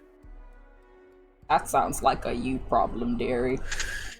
Absolutely right, dearie? Wow. That's a weird pet name. Makes you sound old. I'm an eternal book. I am probably much older than you or anyone around you. Okay. See, Colin, I didn't want to have to do this the hard way. But, Thinking. please. Oh, so now you're going to ask with your pleasantries, then I should just allow it. So I should just look, dude. I like you. I really feel like we're a vibe here. I can get you some food, you know, I can do a lot of things, but like people's lives are in danger. And I don't feel comfortable promising my friend's DNA to you without her consent. So, please tell me, or I'm gonna have to. He's gonna like summon his axe out, and he's gonna be like, I'm gonna have to chip up your leather a little bit. I find this very funny. When you don't get what you want right away, you resort to violence. We are alike. Whoa, dude, me and you aren't alike. We aren't alike. I don't bite people. Also, this isn't a right away thing. You would bite people if you only had teeth. Alright, no, you make a fair point, dude. I know I do. It's fucking. I finally had a mouth. What else would I do? What else would you do? What else tell me? What else would you do? Huh? No. You make a really fair point. I had never considered that. Look, dude, here's the thing, right? I don't know how to reason with you, and all I want is just one answer, which is literally just you have so much knowledge, and you're so wise and all-knowing and all-powerful. Like, surely sparing just, like, one name of a creature isn't just gonna implode on you, is it? Roll manipulate someone, but you will get a -1. Oh, okay. That's what is my manipulate? Please be nice. What manipulate is charm, right? Or is it what is manipulate someone? Wait, it's charm. It's charm. It's charm. Okay, it's a 7 then. It's a 7. Okay. So I believe when I manipulate someone, they'll do it for you. You have to prove it to them. You have to prove something to them right now. If you want help from this weird evil book, you're gonna need to do something. More than what you've done. He's gonna put his axe away, and he's gonna go over and he's gonna untie the book. from it. And then he's gonna like place him up, right? And then he's gonna be like, I realize you can't shake hands, but like when I make a promise, I mean it, dude. And I don't know what to prove you, like what it would take to prove to you that I'm gonna keep this promise. I've already made a promise with the Fae, and I mean to keep it. I don't take these lightly. So when I say it's an IOU, I mean it. And you'll do whatever I ask come the time that I cash this IOU. So long as it doesn't hurt my friends, and doesn't go against like the moral dependency of like everyone else, and their lives and stuff. Like all right, okay. Basically, so long as you're not telling me to hurt my friends, then sure.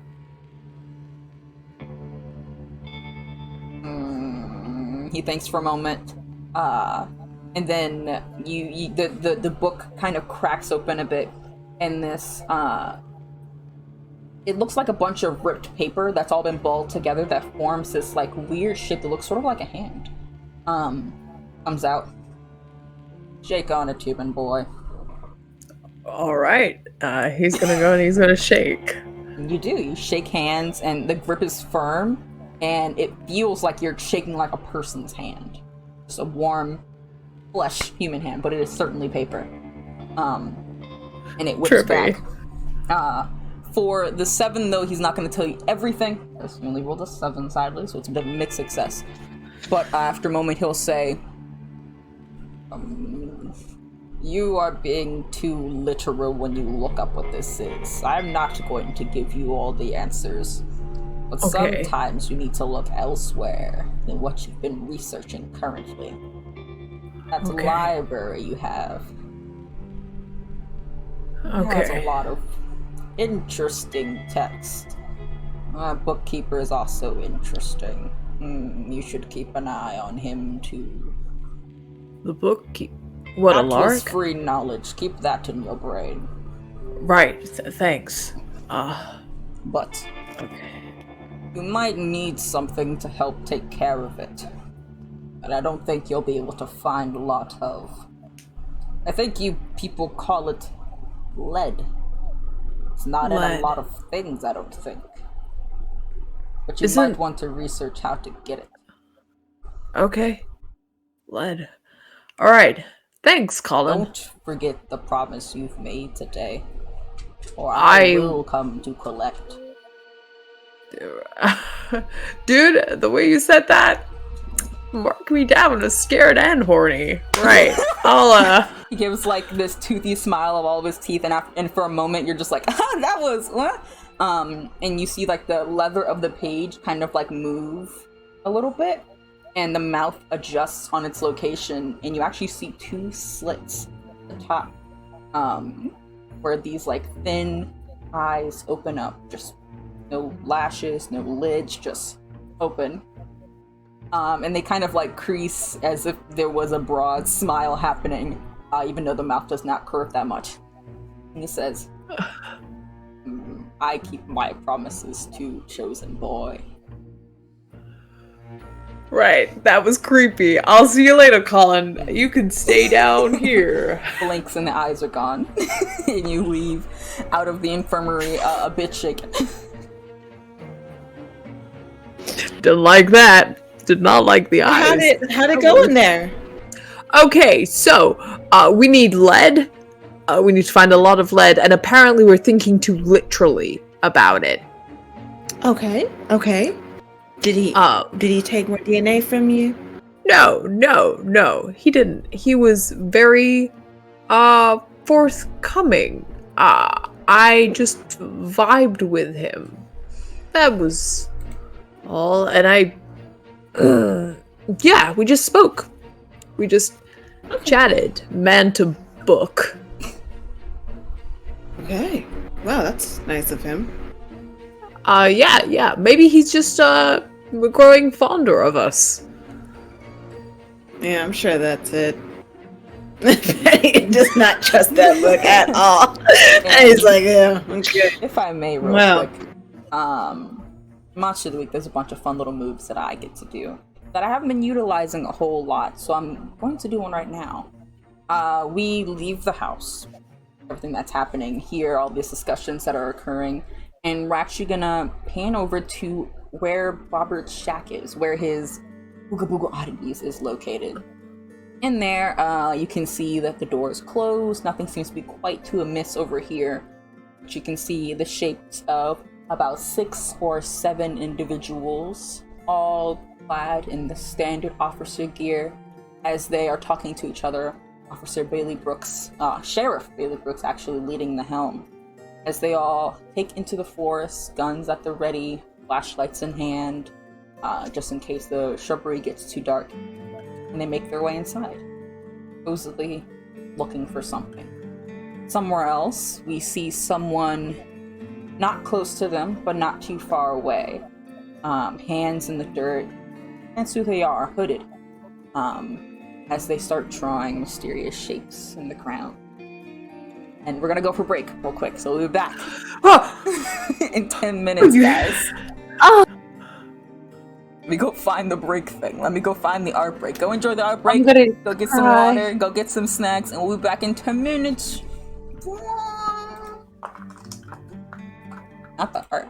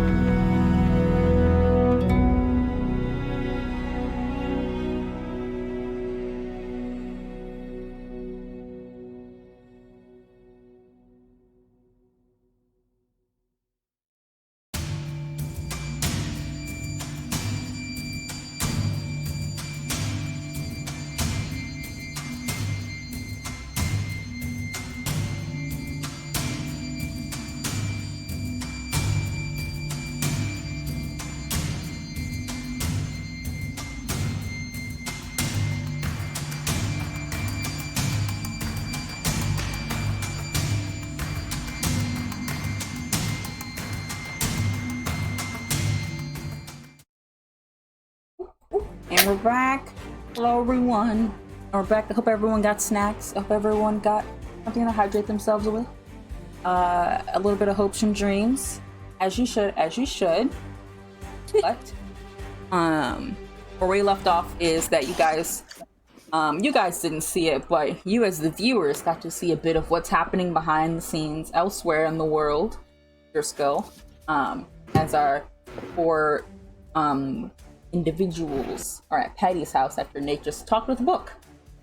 So, what are you guys doing?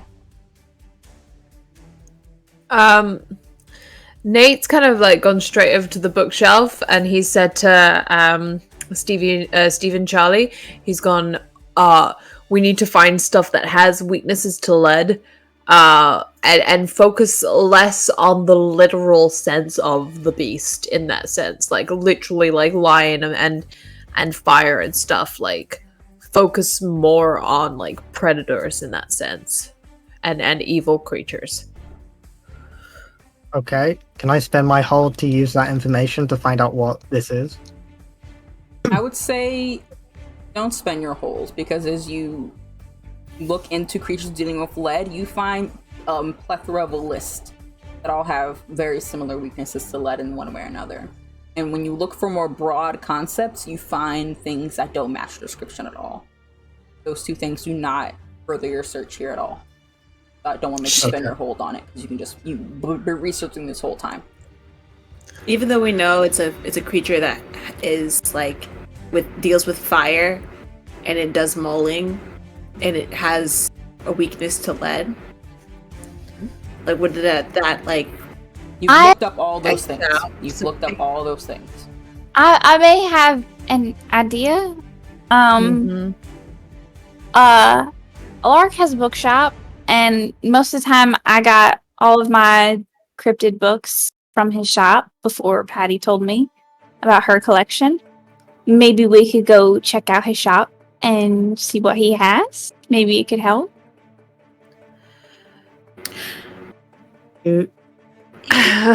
I feel like that runs the risk of pulling another person into this. I mean, I ask about this kind of stuff all the time. Alar kind of just goes with it. Then why don't you give him a call? Okay. Just because time is of the essence. Sure. Charlie was like a little like off put by Nate's attitude and was just like, yeah, I'll give him a call. Yeah. When Nate said that, Patty was like, oh. Even Patty was just like, wow, okay. It might seem weird coming from me in my current state and how tunnel vision and like angry I am, but that felt like pointed. But we don't need to look into that, probably. It's not Charlie's already calling Alark. Charlie's already calling Alark. He didn't hear any of that. Yeah, you call. He picks up the phone after like the second ring, and he's like, "Hello, hi, Charlie. Hi, Alark. How are you? I'm well. How are you? I'm doing good. I'm in the middle of a project right now. Actually, I was reading about this thing online. This kind of like weird lion beast thing. And I can't get a lot of information about it, and also just like creatures that may have a weakness to lead. Was wondering if you might have any fun books in your store that relate to that. I know I'm asking kind of broad things here, but if you have anything like that. A strange, broad question. I cannot think of anything off the top of my head, but I've got plenty of books on weird creatures and legends and cryptids if you want to look through them. But not that I know of off the top of my head. Right, well, so you wouldn't mind if I came down with some of my friends to look? Of course, we're open. You come in whenever you want. Right, you're open. Okay, well, I'll be there in a little bit then, okay? Okay. Alright, see you soon, bye. You hang up. He says he has Patty. tons of books. Oh, sorry. I'm good. I'm so sorry. I just hopped in there. No, yeah, that's good. Well, definitely. I guess we can stop by there. Colin was saying that over there is where we should look, or do we have the Colin said that we need lead. So we need that. Okay. Also, just a note. It seemed like Bobbert and his friend were out there taking pictures, so there might be, maybe we can see something in the photos of that picture the friend took, if they took, some good pictures out there. A compact mirror. Patty, I need a compact mirror. Oh, okay. Thank you. The confusion, but okay. Before I forget, sorry, I need this. It's not just shade, baby. I'm sorry. What? It's not just shade. Would you just like? Oh. No. This I don't know why I didn't mean to. Mm-hmm. Oh. It's okay. Is it? Oh, Does it look weird? you just looked a little dirty. That's okay though. It adds to was the already dirty. dirt that's there. Would one of you are we all gonna just go in your van? Sure. Okay. Yeah. Let's go see Alaric. Okay. The bookkeep. So what do you- Okay, I'm gonna be real with you. I don't have time for whatever is going on with you, Nate, right now. So let's put a pin in that because I want to kill this thing. So let's do that. Keep putting pins and things. We never take them. Yeah, right.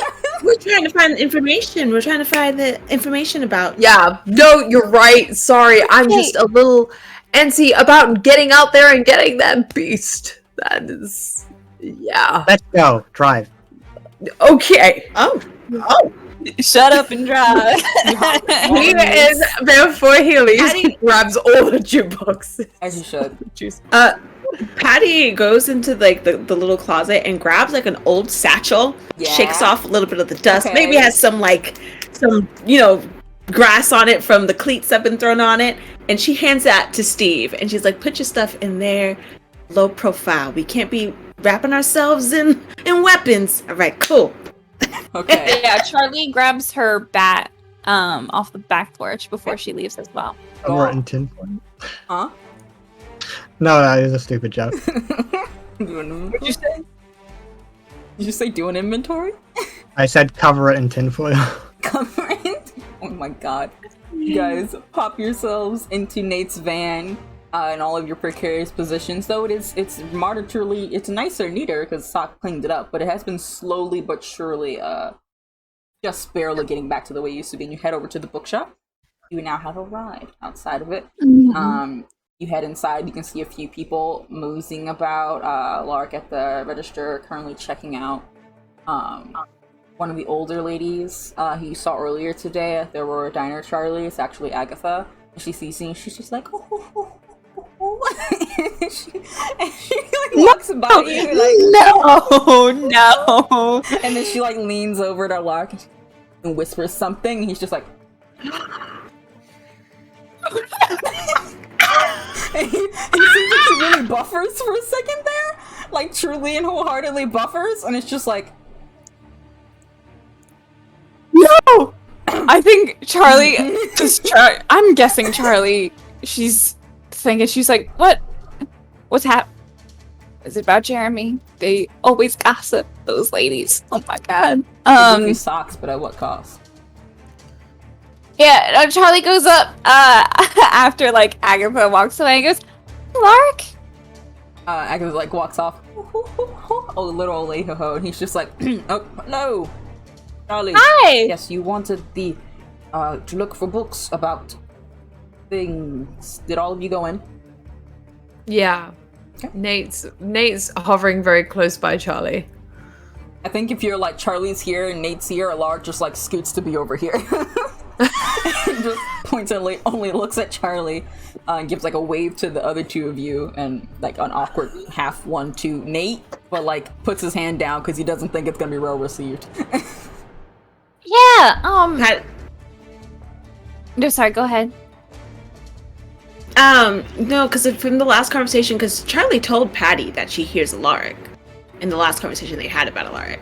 Yeah. So when Lark waves, she gives she gives her very fake like real estate like hi, like you can feel like it's not Patty. It's very much so like a front. Waves at Steve, sees that he's going It's through friendly, a lot of though. things. I think Steve is honestly just looking through the bookshelves, trying to find Waves to books Steve, related Steve's to not this. looking. Waves to Patty, closes his hand.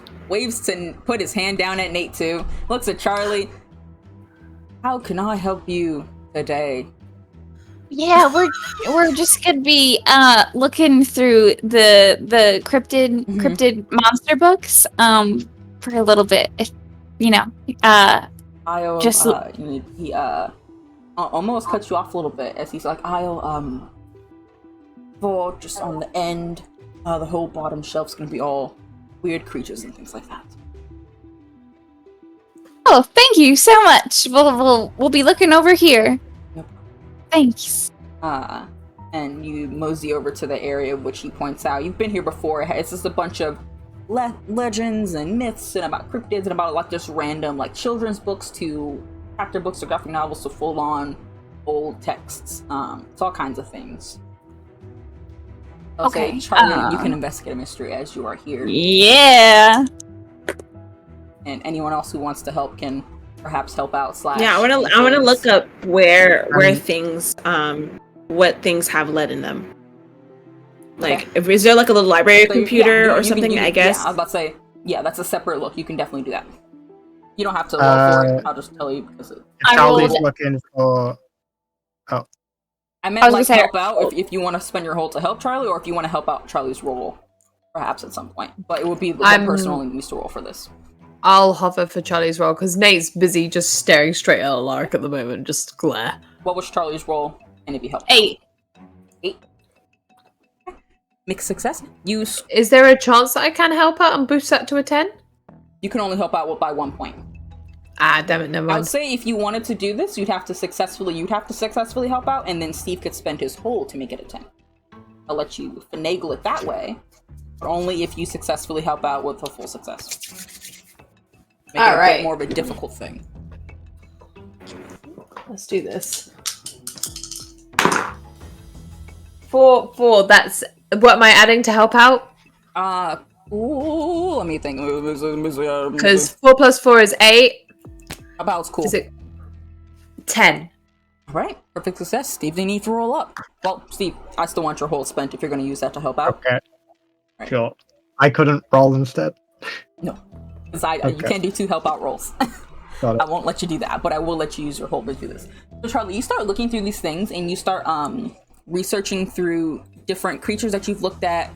You start looking through like cryptids and various ones that you know, mainstream ones. You start looking through just straight up random monsters, and eventually you start just flipping through myths, just straight up Aztec, Greek, Persian, etc., old myths from older civilizations that exist. One does speak out to you.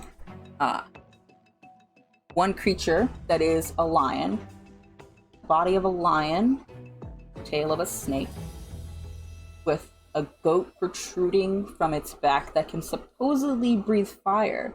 An ancient myth creature that used to exist that was slain by a warrior who covered their spear with lead. This is a story from an old,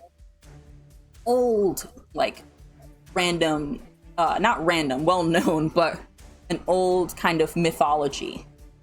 And it's the only thing that speaks out to you. It's the only thing that makes sense. But you haven't seen this in any of the cryptid books. So even looking in Patty's things didn't see it. This creature didn't pop up anywhere. But it is a creature of myth and legend that people have apparently told stories about occasionally throughout history. It looks different depending on which version you read, but at least in this one, the leg specifically points out, etc., etc. Charlie's gonna take the book and she's gonna like tell everyone to like come over.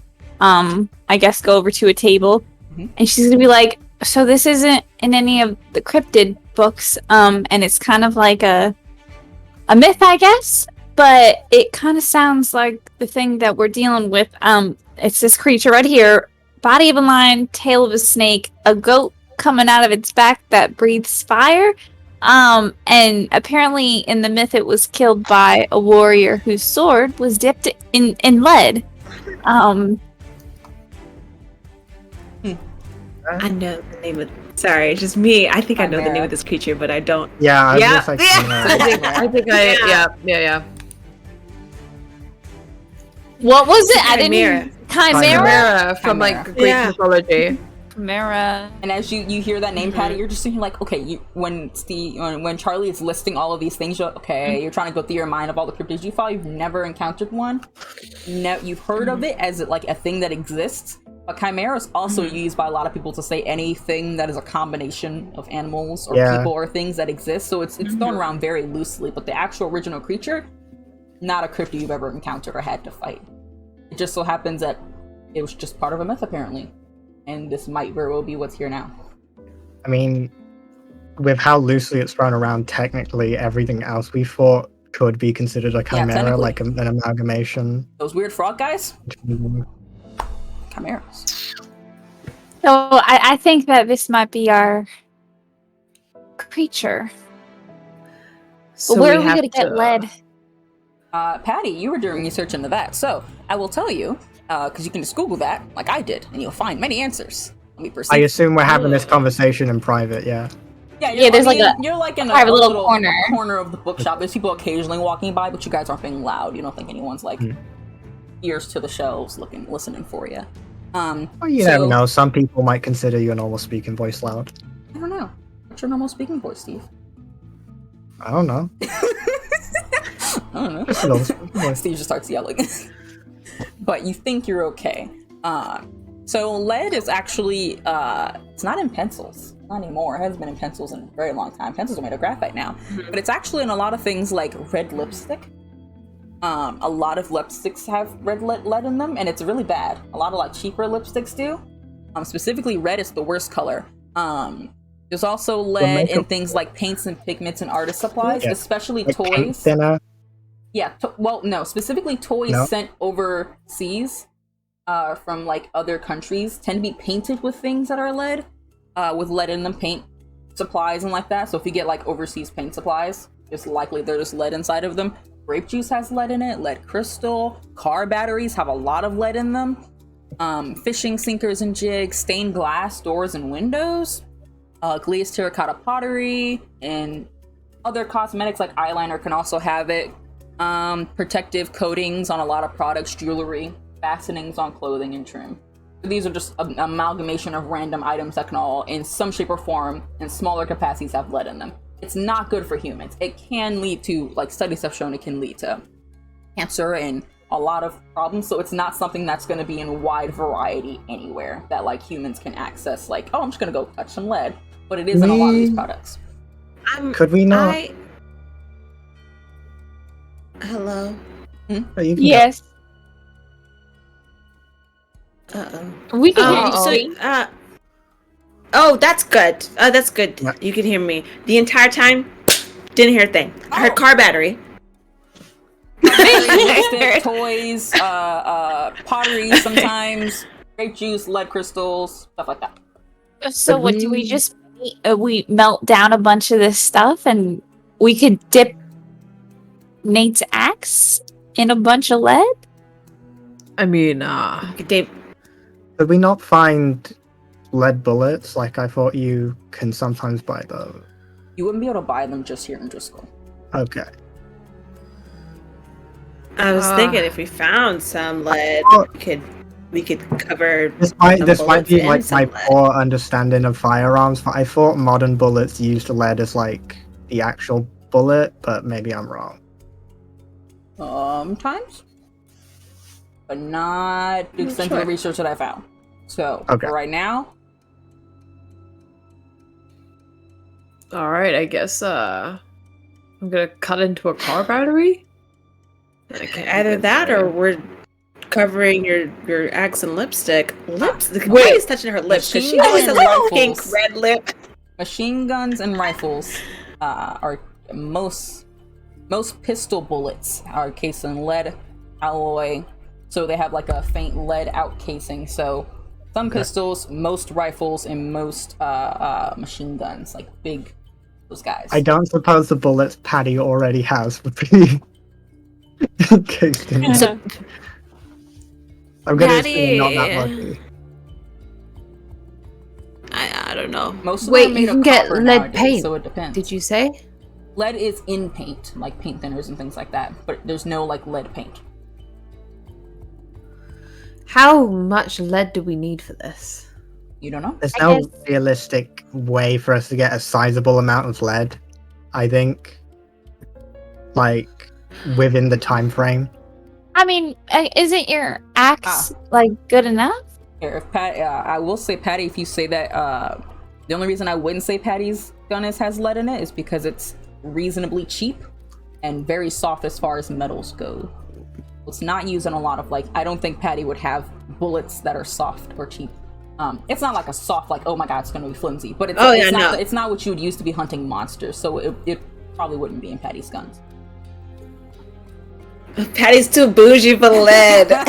Sorry, I love that. Anyways, yeah. From what you can tell, Yeah, I don't think she would either. From the mythology, it seemed like he just the person fought him on a winged Pegasus, fought this beast, beat it down, and then just had lead that he had put on the end of his spear for the final blow. I don't think it would take like you need to keep hitting you with an only lead things, Okay, but we just need you lead might for the need final it to kill it thing. really dead. Okay. All right. We can get some like paint thinner and put that on my axe. We can get some lipstick or whatever. Just smear it But all on. it's I think that's like old paint.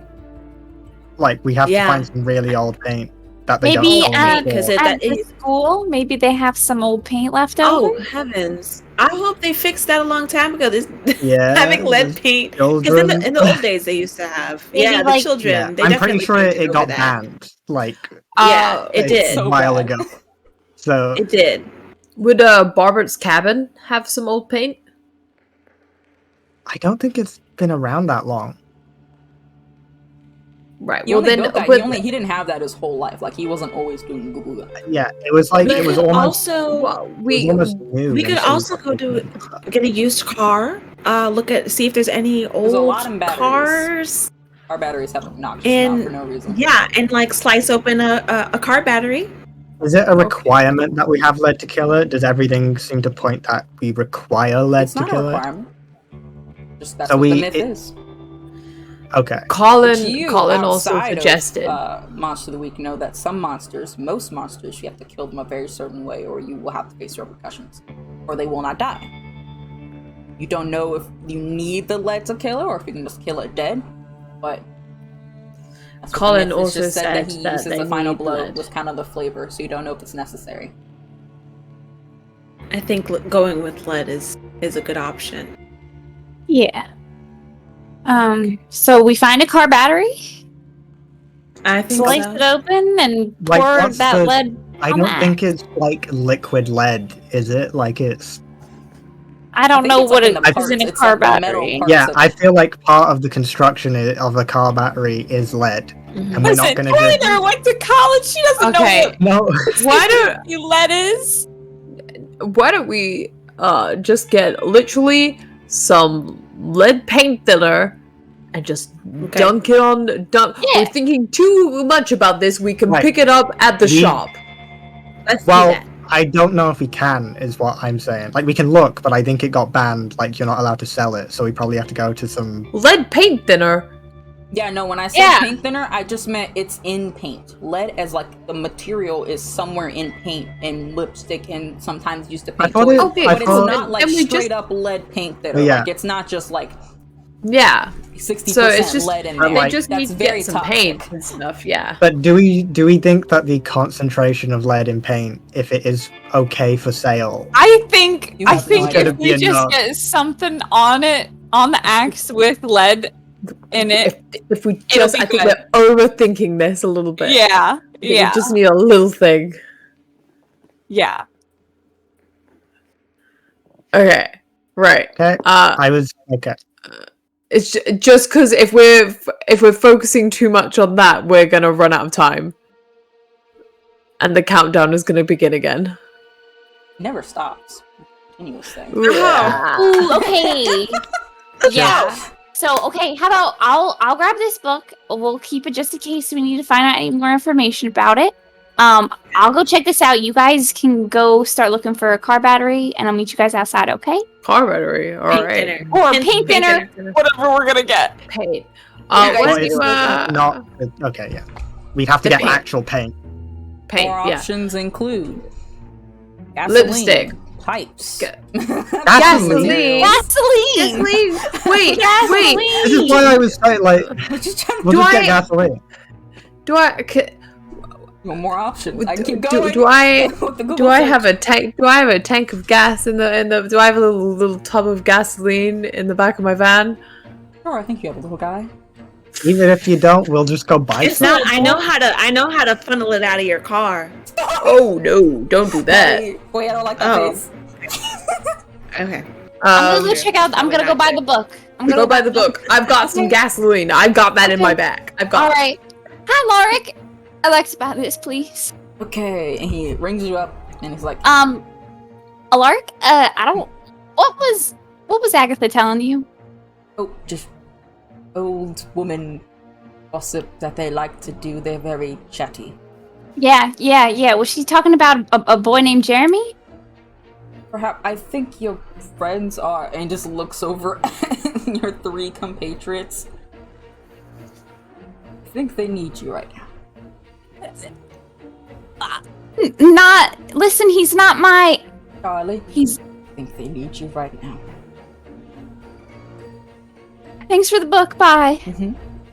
And you trying to walk away. I mean, you look back. He's looking at the register. Well, Okay, Charlie I got was the talking book. to Alaric. Patty just like leaned over to Nate and was like, "I didn't forget what you told me about Alaric." Yeah. Colin told me to keep an eye on him too. So.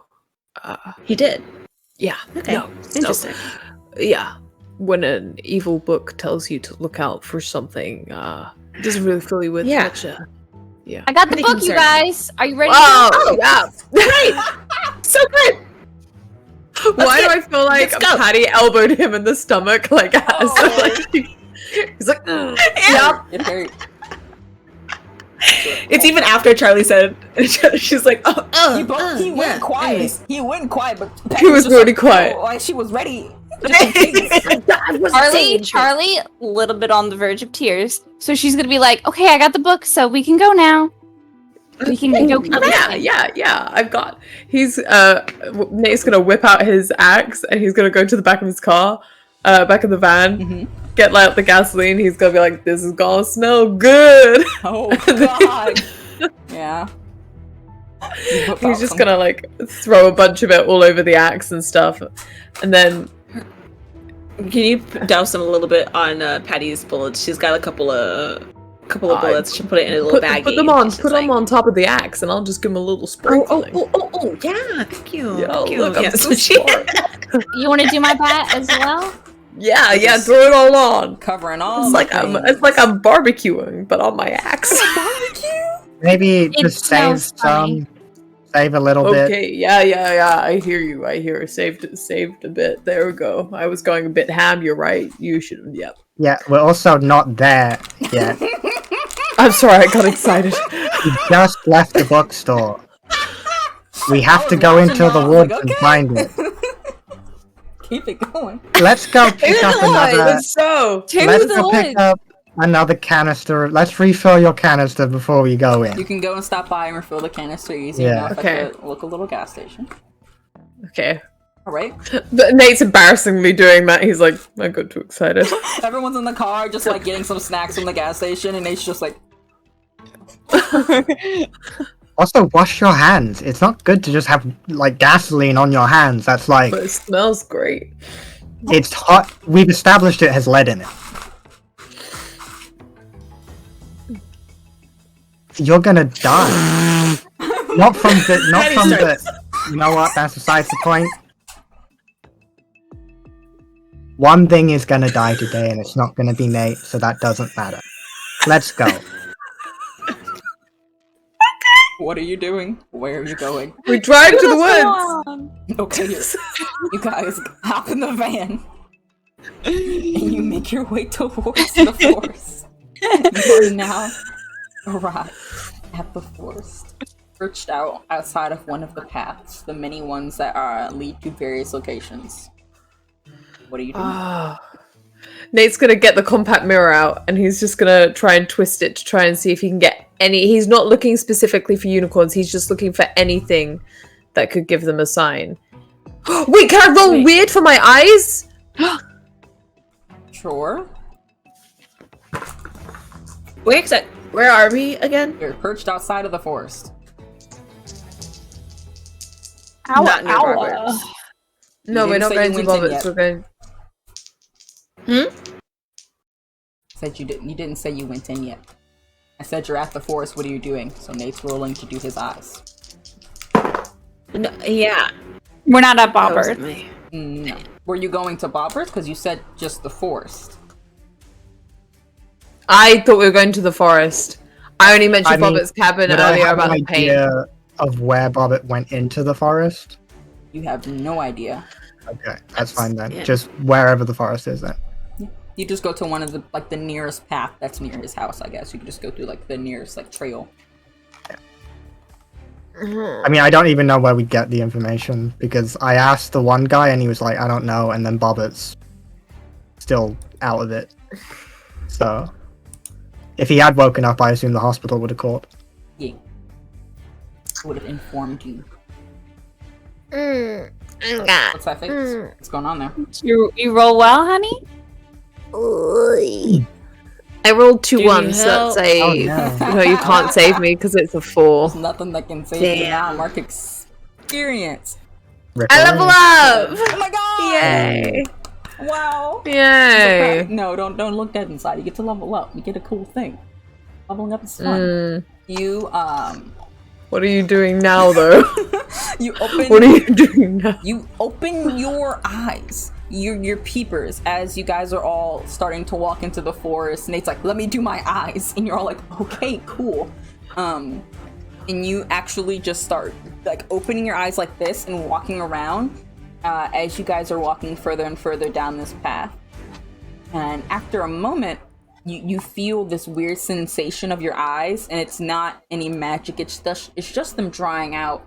And your vision is kind of blurry. But when you blink, you are still on the path, but you do not see your friends. You seem to have wandered, turned around, or done something in your weird little thing. You don't know if you're on the same path anymore. If you started walking through the forest, you're covered in a lot of twigs. But you are effectively alone as you blink with your now dry, somewhat cloudy eyes as you attempt to see beyond what you can normally see.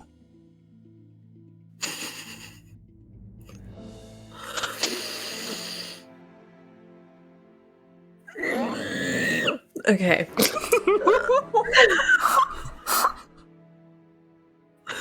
Level up. Level up. Okay, Nate's immediately just like, yeah, shit. He's like, I eyed way too hard. He's gonna get the compact mirror out and just try and use that to try and see if while he you're sees perusing anything. with that, Steve, Charlie, and Patty, you guys are walking further and continuing this search. All of you perusing around, weapons at the ready, fire extinguisher and all the like, and you glance back and Nate is not walking with you. Oh god, he's lost again. Nate? Sorry. It happens often with Nate in the forest. Damn it. Do we? I don't know. Should we go back? I don't want to go without I don't even know where him. he went. He could have went left, right. Nate. See, I don't even feel comfortable yelling. I don't want that thing knowing where we are. Yeah, I don't He think has we the big should go. axe. That thing is useful. You don't? You don't What? want the thing knowing where we are? Not We- without the big axe, dude. We wanna need the big axe, dude. We need to sneak up on it, and if we don't have that, it could sneak up on us and kill us. There's that. I guess. And we don't have the axe with the lead on it. That is gonna kill it. I mean, you So we doubt, should but find it. yes. If you want to try, I guess, but I'm gonna meditate, okay? I'm gonna meditate. Oh, okay. Charlie's gonna roll magic. She's gonna immediately just sit down in the dirt. And she's just gonna focus really, really hard on trying to magically see. Well, pause. Remember how moves work. Tell me what you want to do, and I tell you what you roll. Okay. What is Charlie doing?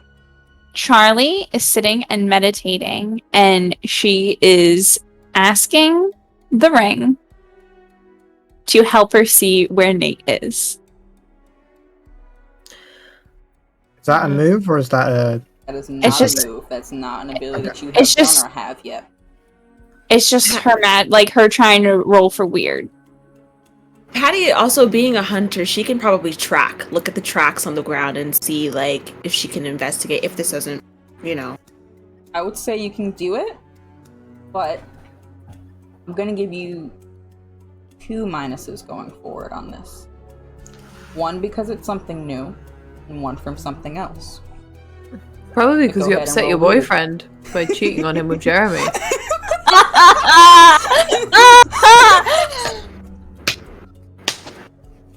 We do The not moment I have was like, consequences. and you were like 1 for new move and 1 for something else, I was like, damn it. The consequences of my actions. What'd you roll, Charlie? What did you roll, Charlie?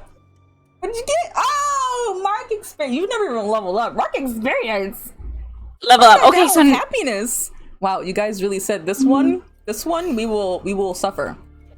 All right, let me. Which is proceed. I terrible. have no because idea what you're talking about. I've not I've played Yeah, had- you're one. doing great. You're I've doing had- fine. I was doing great. I was doing fantastic. Honestly, Steve should be going through the most, but yet right now he is just chilling. At this moment.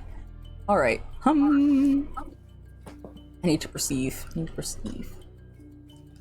right, Charlie, you plop down on the ground and just like full on just start trying to.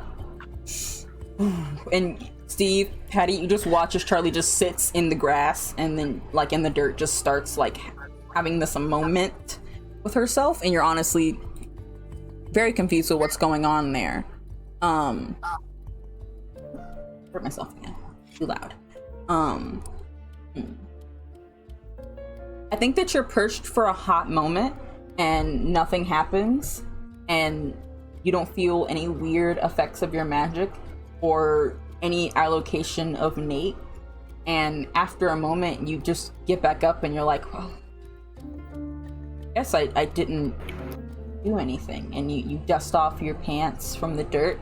You take a step forward just to move out of the weird hole this dent you've crafted from where you sat for a couple of moments, and your foot sinks in a little bit, and then the ground kind of parts. Some of the leaves and the top layer of dirt moves as these vines that are a little bit pink in color just start wrapping around your leg and then wrapping around your other leg and kind of grounding you in place, almost sinking you down to about halfway up your like calf. Can you say that? okay. No, can we? No, wait, no. Like, are we there? no, Like, are we there? Do Yeah, we you're see right this? there. You stood Yeah, and we're watched seeing Charlie it. do this. The way that Patty's like, no more children sinking into holes. Patty's like, no. PTSD Can we pull Charlie out? You Yeah, try to pull, Patty's but they gonna do not try to- give. Can I punch him? You punch Can I him? punch him? Yeah, do your little punch. Do your little kick some ass. I'll kick some ass. Okay. Oh well. Yeah. Do your Do you want to punch or do you want to rip him off? You want to punch or rip him off? Patty's gonna grab a stick to try to, because she doesn't want to get wrapped up in it They are either. very To much try to like adhered. wedge it. They do not pry off. They're actually kind of like sinking very tightly into your hand, like a firm grip into your leg. I mean, not your hand. Sorry. Steve, are you punching them? Or are you doing what Charlie said? Or are you just, you're punching them? I'm punching them. Okay. How are you aiming? Are you aiming for the root? Yeah. Or Charlie's leg? Kinda. I don't want to go anywhere near Charlie's leg. I want to be like trying to Punch the ground. like. All right. Yeah. Go for it. I would say. Like where it's coming out from. Let me proceed. Sheba! Oh my god, Hi, you scared the Sheba. hell out of me. Welcome in. Hi, Sheba. Yeah, so go ahead. You kick some ass for me, but I know what you're doing. Honey, hi. I almost want to fail. No, no. Don't fail! It's Don't a 9. fail! The 9. I've been rolling so good. All right. No, it's okay. Yeah. It's okay. It's okay. It's probably for the best, but also It's okay. It's okay. You just start like ripping back your hand, and that weird glow comes over it once more. And Hetty, you watch. Charlie, you're kind of in the middle of being randomly attacked by the pink ground, so you're kind of about it. But Hetty, you just watch as without even seeming to notice it, as he pulls back, his fist starts to glow, and he just punches down into the ground one time, and it seems to shake the ground of that area just a little bit. And you do two harm, intimate, and messy. So the ground kind of like splurs with dirt everywhere, like it's on your shirt and all over the place. As the also vines. considered the weakness of a monster. Don't know if that does anything. I know what you're doing. I got the character sheet up. You punch into the ground. The vines immediately just start like shriveling and crinkling up, and they let go just enough for you to whip your leg back, but not without whipping and slashing at Steve. You take 1 harm. As they curl back from your touch and kind of whip back into the ground. Hey, that was really weird. I won't meditate again. No more magic Patty shit. pulls Stevie. No more magic shit. Steve, what the hell was that? Where did you learn that? That's magic shit. Don't remind me. We need to look for this monster and for Nate. Either way, we're searching for something. So what do you say we just get a move on?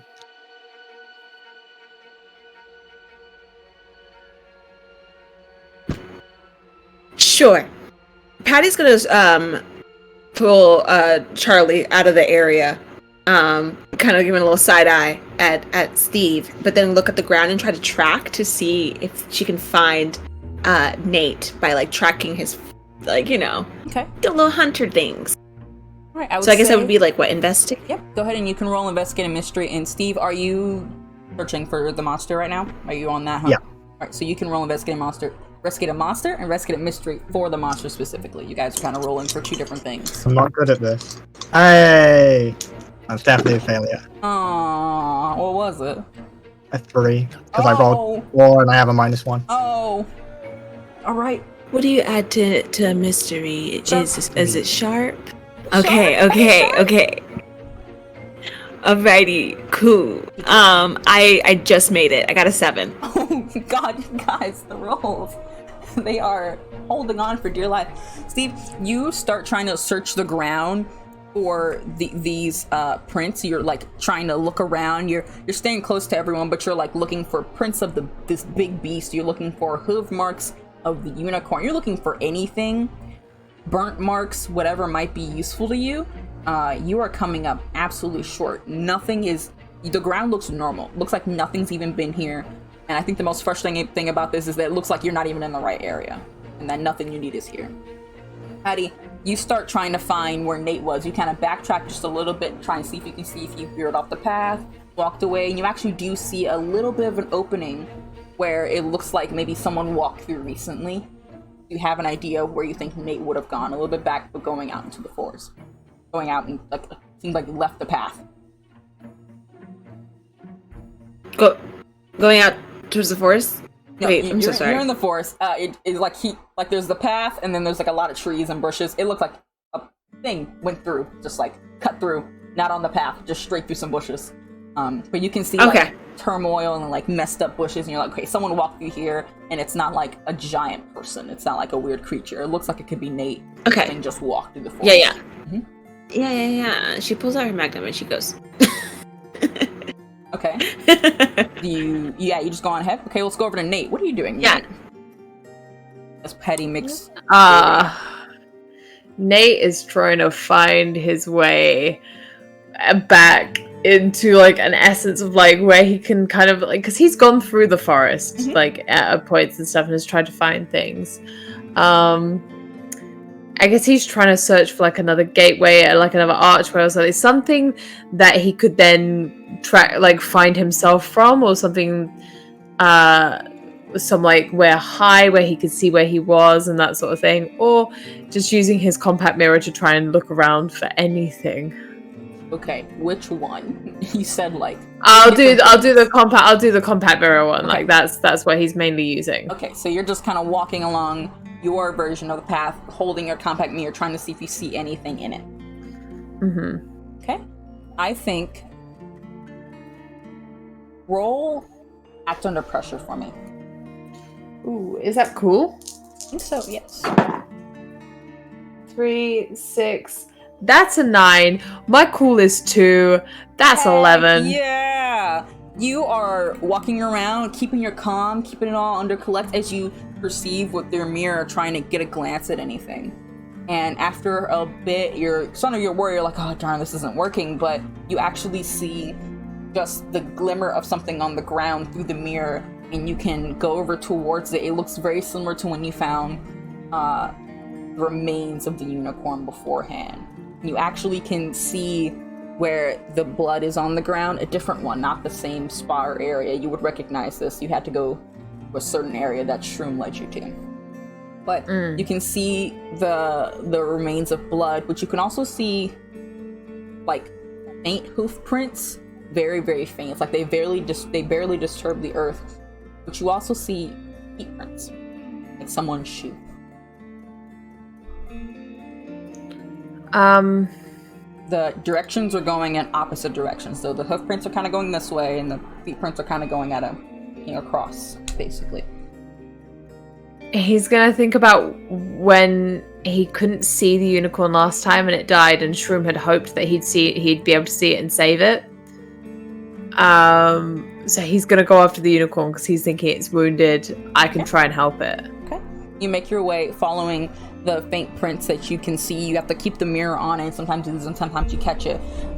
It seems like they walk with no weight at all. And eventually you come to one of the familiar archways that you've seen a couple times now, that you've been here a few times. He's gonna ask for permission to enter. Okay. Wait a moment. You feel a warm presence, so you go ahead and step through and nothing happens. There is not really a huge clearing, but before you can see what you would describe as a unicorn is a massive, it's bigger than any horse you've ever seen, bigger than like a Clydesdale, whatever large breed. Perfectly entirely white, eyes fully black, large horn that is cracked at the top, broken in these little tiny bits, but normally is swirled. Long white mane, white fur that goes down its hooves, and this elegant, almost glimmering fur that's almost shining under the faint light that's coming through the trees. And you see it just laid out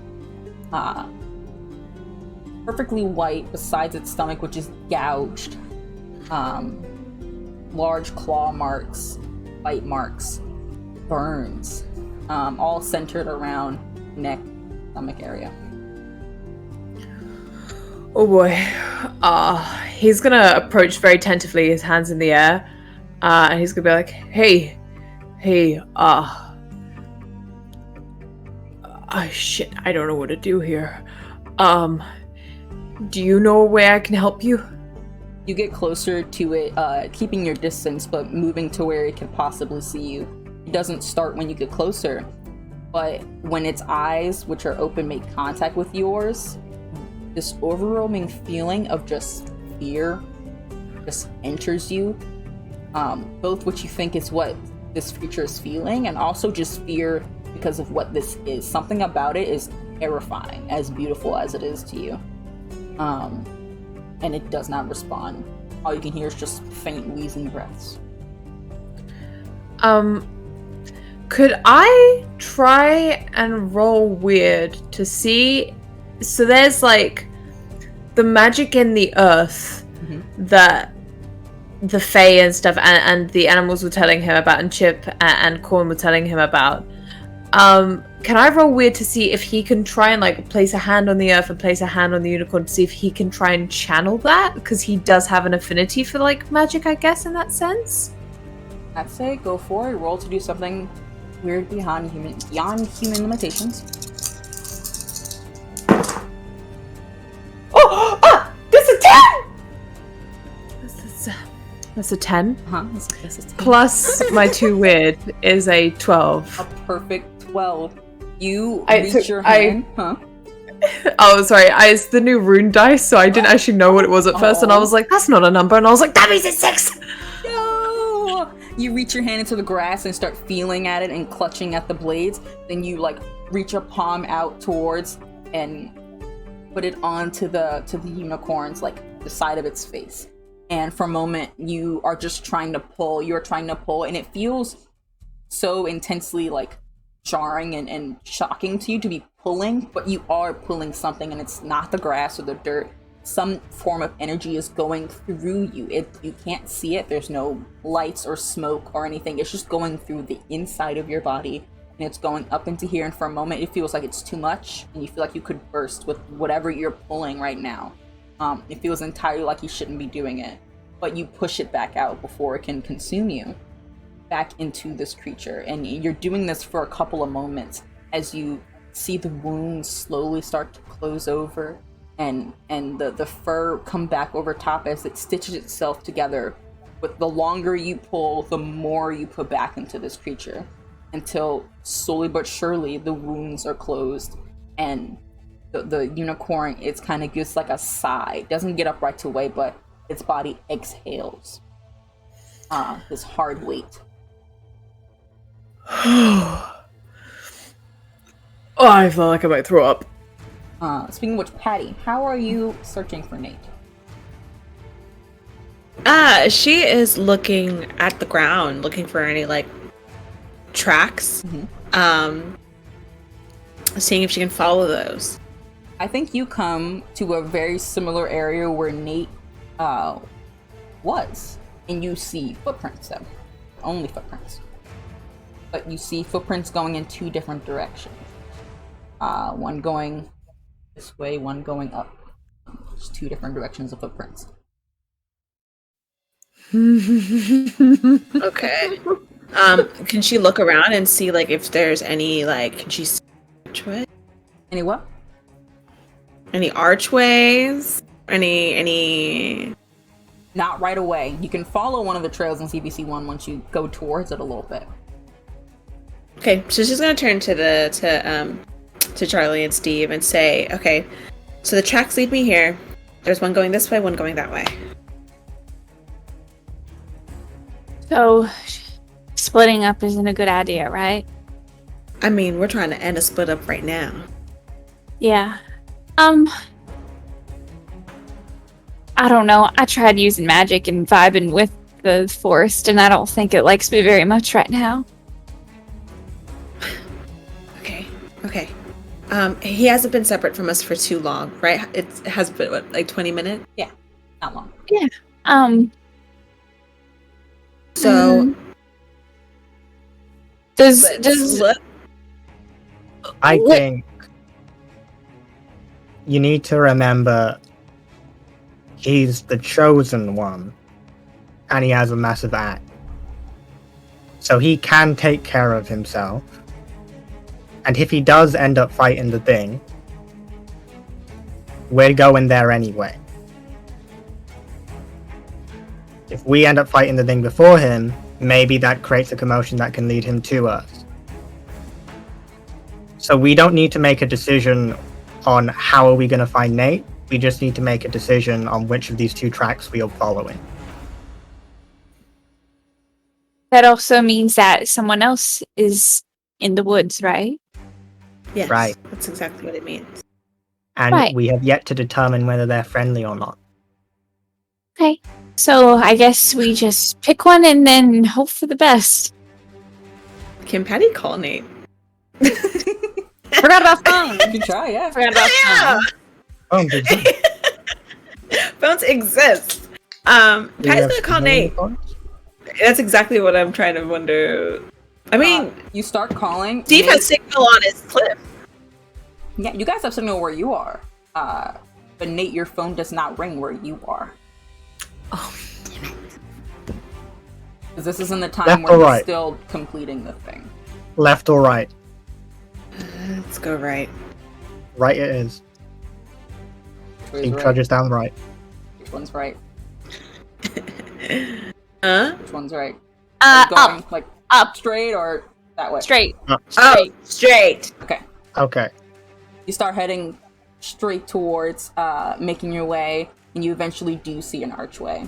But Nate, are you doing anything in particular after you had your thing? No, he's probably just gonna look at this unicorn and then he's gonna be like, so, don't know if you can talk to me, but if you can, do you know where the beast is? Do you know where the thing that, did a number on you, buddy? Really? As you're saying that, the beast are here, you guys actually can hear Nate as you step up to the archway, just very faintly, his voice beyond further ahead of you. Oh. Patty's gonna go up to the archway and she's gonna be like, can I come in? And she's gonna like put her ear out. You ask. You feel the warm feeling. You head in. Feel okay. Okay, cool. And then she walks in, tries to look for Nate. Yeah, Nate. Oh, You see Patty, the same image that Nate sees. approach with caution. Yeah, when Patty steps in the clearing and the Charlie and Steve, do you follow? Yeah, I was gonna say Charlie follows. I'm assuming you also ask, both of you. Yeah.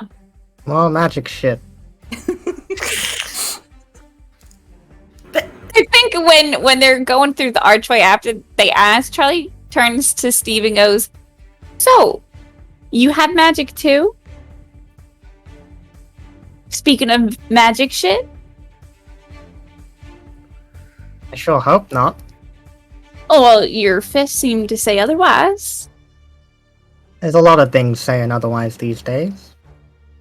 What's that supposed to mean? You know, I'm gonna go find Nate. Charlie, you walk ahead. Let's go. Steve, can you really quickly roll weird for me? Okay. That's only going to be a 6. Mark experience.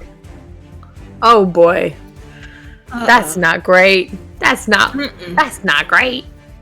Nope. Alright. Steve, you you find walk yourself in a random point in the forest. Charlie, you walk on ahead, and Steve, eventually, I assuming you follow, and you see the form of this large beast laid out, and Nate kind of placing hands. As you all kind of step into this mini clearing, the unicorn does stir at this, seeming just to jolt for a moment before immediately starting to stir and shift and almost thrash. And for a moment, the unicorn is gone. For all 4 of you, wherever it was in this space is not there. For some reason, you can't pinpoint that it was ever there. And then it's back. You can see it's like trying to stand now, and it's gone again. It seems to be flickering in and out of your ability to see it. Nate's As it gonna is open struggling his to compact stand. mirror to see behind him. You see the unicorn standing up, struggling, seeming to gain some distance between you guys. Okay. He's gonna put his hands up to the guys and just be like, wait there a second, okay? Just don't. Okay. Yeah. He's gonna use the reflection to like approach again very slowly with it, and he's gonna be like, look, we don't want to hurt you, but you need to calm down because you still need to rest. Or that thing will get you again. Roll out under pressure. Oh, God, you're making me roll so much! Yeah. Yeah, a little bit. Hey, can I help Nate out with monster empathy? I would A separate appreciate thing. that. Wouldn't be a help out. That's an entirely separate thing. Help out is Oh, wait, a wait. specific role. What am I acting under pressure again? Yes. Is that cool? Yeah. Oh god, it's a 7. All right. Mixed success. You try to like placate the creature and try to get it to understand that you're trying to help it, but it does not seem swayed. It is every time you can see its eyes when you catch them in the mirror from its thrashing head, it just looks absolutely just with the dread, and you still are feeling the sense of fear from it. It is backing up away from you, but its head, where its horn is still broken, you did not mend the horn in all of your healing. It points its head in a particular direction, not towards you. At first towards you, and it's terrifying, but turns its head and is pointing off in a different direction and pointedly continues to point for a moment or two before it is stumbling, backing away from you guys further, trying to enter the brush, and you guys hear the faint rustling as it's now faced entirely out of view besides in the mirror. Okay. I think it wants us to go that way. Wait, before you go, he's gonna turn to the unicorn. He's like, wait, just a moment. My friend can help your horn, I think. Patty, your ointment, your thing, your experimental thing that you wanted to try. Yes! Ooh! She gets so excited. She pulls it out of her bag, and she's like, do I need to look backwards? Do I need to look in the mirror to... I'm just gonna walk up to really slowly, just really slowly. He's gonna use the mirror to like guide her and stuff. Like if the unicorn allows her to put it on, he's just gonna say to her like, "Look, this could help your horn, and then we'll leave you alone. You do you, and we'll go where you're pointing us. Just this might help if you trust us too." Okay. And Patty, are you just holding out the ointment, just like? Yeah, the she has open, and she's like slowly squeezing the tube. I need the visual of this. It's quite beautiful. She's just... For a moment, Nate, because you're seeing it, and Patty, you're just kind of reaching out. You're not like keeping an eye on the mirror. You can see that almost like the hackles are raised on this creature. Its hoof digging into the ground once as you step back closer to it. But it seems to listen and consider, and pauses for just a moment, long enough for you to be like, no, and just tap just barely. Okay, cool. Yeah, she swoops it and just... Yeah. The horn tingles your fingers as you just barely touch it before pulling away. And that scrape you had on your knee, Nate, it is now fully healed. You don't feel that weird tinge you've been feeling of your skin pulling. But the unicorn itself, with this weird substance on its horn, kind of is shaking its head in confusion of what you did to it, and continues to back away, but you do not get to see the effects before it has disappeared.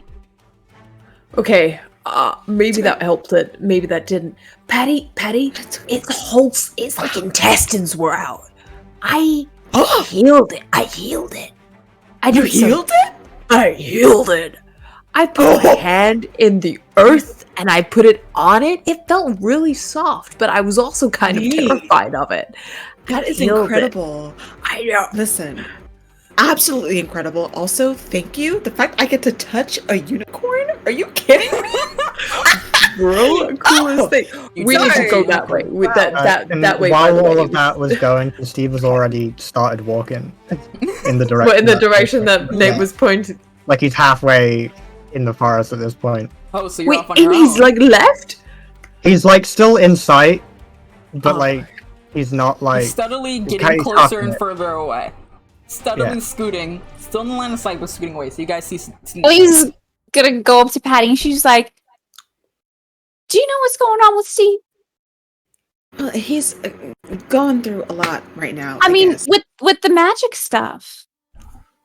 Oh, that? Yeah, I think he's found that somewhere in a book. He was taking a lot of pictures the first time he found my books. I mean, his fists and I mean, everything. it's the same thing you saw from the frog. I don't know if Charlie saw but that there though. was so much going on. I'm not even sure if she really paid attention if that was Steve or if that was from the magical big frog. So Nate, I presume they've started to walk after him. As they're talking. Nate's gonna be like, I think Steve is magic. I think so too. No. I think Oh, no, he's sorry. really magic. No, like really, not just attuned Oh. to magic. Like I think he is magic. Oh? The feather that he had when he was holding it, when I looked at it, it was full plumage and it was huge.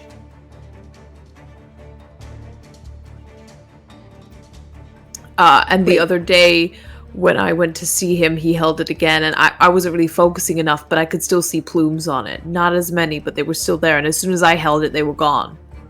But when he took it back, there was this ripple around it. Like, it entered into a different space, maybe. Oh my goodness. Well, that makes sense. Him being magic, he was saying earlier, no more magic shit, while he was doing magic shit.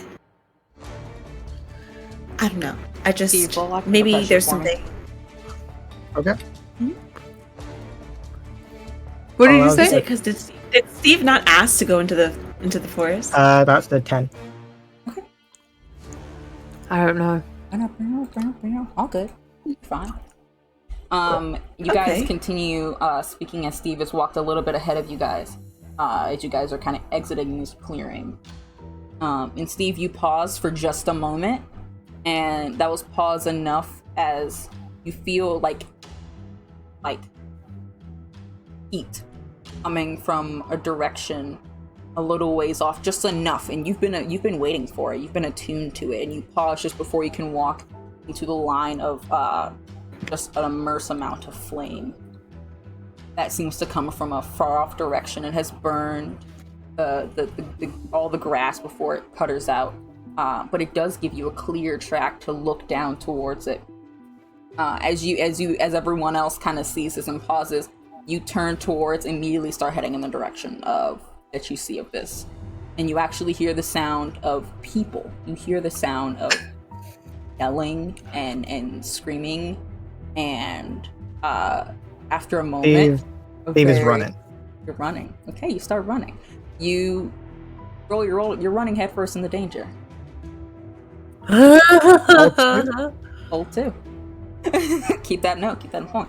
You run and you hear the sound of screaming and fighting. Eventually, as you get closer and closer, a gunshot, another, more yelling. You all are following as well now. As you step into yet another clearing, not an archway, just a regular clearing. It's all destroyed. As you see this massive beast take one large paw, swipe at one of the officers. Two more are already on the ground, and the third one goes flying, hitting a tree. You can see Sheriff Baylor Brooks holding out a gun, firing at it feverishly, trying to get a couple shots in. You all arrive to the scene, seeing this massive creature bigger than any lion you've ever seen. Lion body, a goat protruding from the back of its back, snake that seems to be snapping, biting, actually just letting go of one of the people who are on the ground. As you guys arrive to the scene. Can I do my big entrance move to try and make it stop and listen? I will say, Steve, what are you doing first? Because you ran ahead. He did. And you had a bit of a first reaction to this. So what are you doing? First thing he's gonna do. There's two things he wants to do, but I know I can't do both. Okay. So Which one? Tell me what you're doing. Tell me what you're thinking. Maybe we can finagle. he's gonna. Well, I want him to run and attack the thing, but I also want him to talk to the officer, like shout to the officer. I would say you can Trying shout to. if you want to shout like one or two things, but you can't have a whole conversation if you want to run an attack. Okay, because it's You guys essentially. have to pick a role, basically, if you want to do. Yeah, some that's or the something thing, else is kind of thing. like- So, like, what are you doing?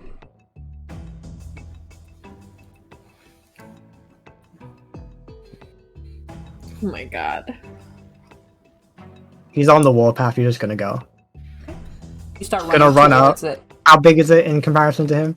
I'd say like 8 feet tall. So only like 2 feet taller than you. Wide, like long, massive, but like tall wise. It's not too towering over you, the actual lion part of it. Okay. I will say, as you run to get closer, you actually see that the officers are kind of shooting, and they're missing terribly, and sometimes they're hitting. And you can see Bailey kind of whipping around. One of the other officers is like shooting. They've got like tasers, but not a lot of them are hitting their mark. You can see this, but you don't know if they can. Okay. Can I run up, pull off my chain, and just try and whip it, try and kick some ass, and I want to try and get it around the neck. Okay, sure. The front neck. No, which one? There's three. Neck? Go for it. Yeah. You gotta pick one. Sorry, it's a bit of a. Okay. The lion neck, the snake neck, the goat Let's see, I almost- pick your poison. Pick your poison. I almost feel bad with how much I'm rolling. So that's kick some ass is a 12. All right. What do you want to do for your extra little bit?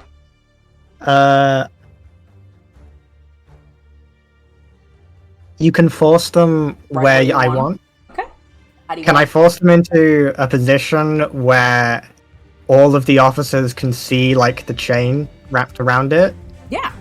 I think you can wrap the chain around it and you kind of yank it down. Your arm tingling almost a little bit. For those of you watching, you can see just a faint glow on both of Steve's arms as he yanks it down with like strength that is unreal for how massive this creature is. And its neck comes down of the lion head, and the officers kind of like jump back seeing you here, and they're shouting in confusion like, what the heck, what, and they're very confused with what the hell you got going on. Fire at the thing the chain is around. Okay. they start shooting, but what are you three doing? Can I roll big entrance to try and make the creature stop and listen? Sure. Okay, cool. Let me roll.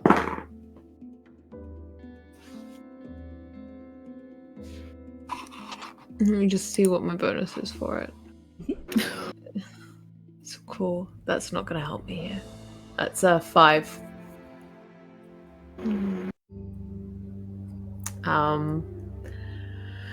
What you saying? No. do It's the a entrance. 5. Do the entrance. So- What is it? It still happens. You still entrance. You still enter. What are you doing?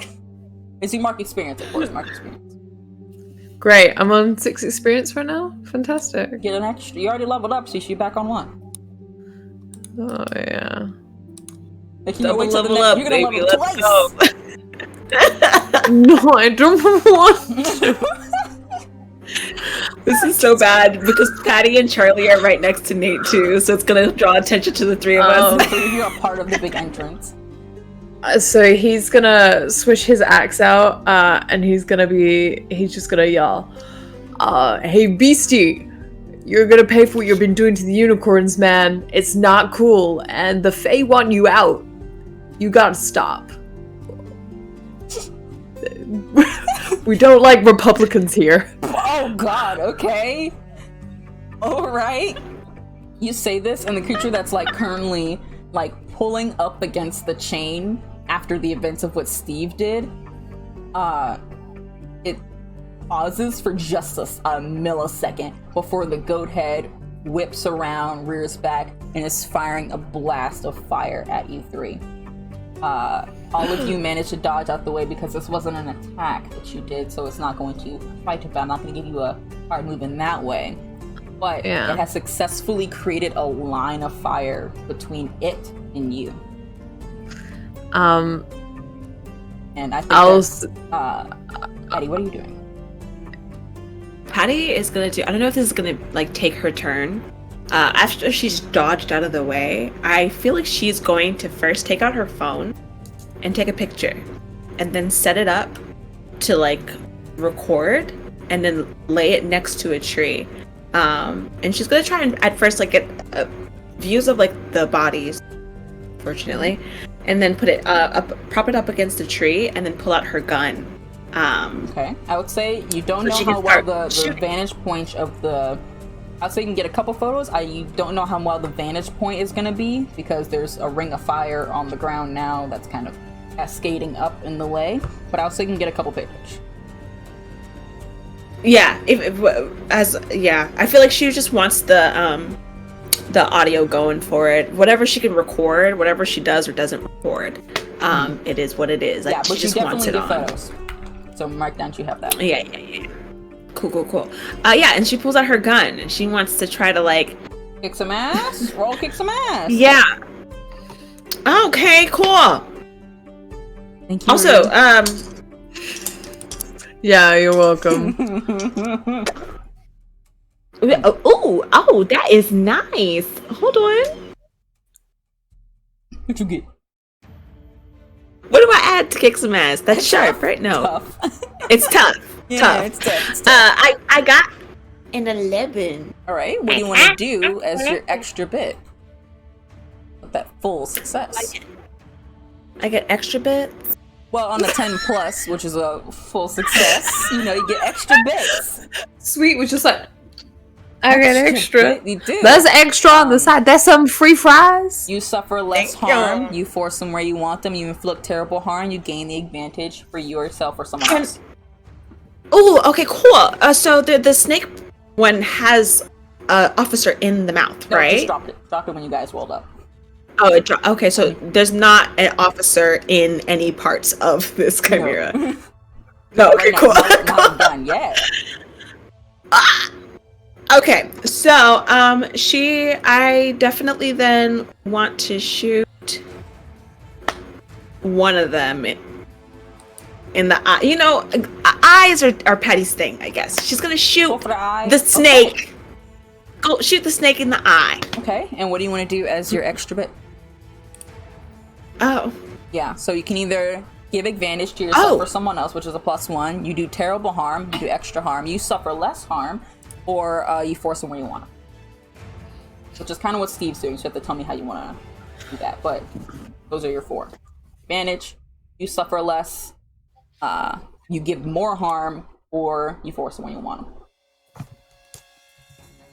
force the. Okay. I don't know what to do. You're okay. Take your time.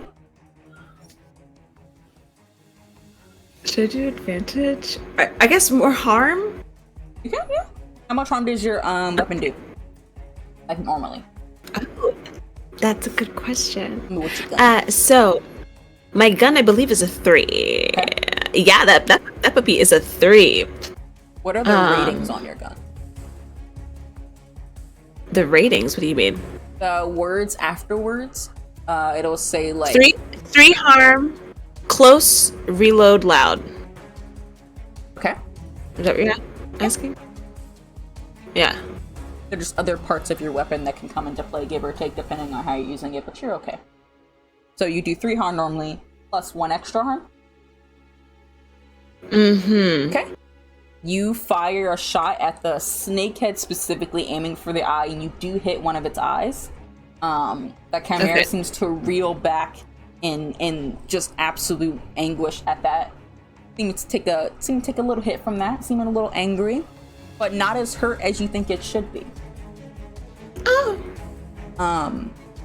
And in retaliation, the creature reels back, pulling itself from the chain hold that it was in, and immediately starts barreling, skipping over Steve, skipping over the officers, skipping over Charlie and Patty, walking through actually its own flames without any care in the world, and Nate. And it's going to come and immediately grab at you. If you fall back to try and dodge the fire, it's gonna grab at your leg and take a bite out of it. And you will suffer 3 harm from the lion head as it chomps down on your leg, Nate. I hate you. You told me. I You know, I felt pointed it out. bad. I felt bad because I was like, It's on you, baby. You told me. Charlie, what are you doing? So the lion head has Nate in his mouth. Yep. Okay. I think Head she's is gonna. hissing and goat head's being a goat. Yeah. It's kind of bleeding. Funny. Patty went for the goat head, right? Or the I didn't want the snake? snake head. I went for the snake head.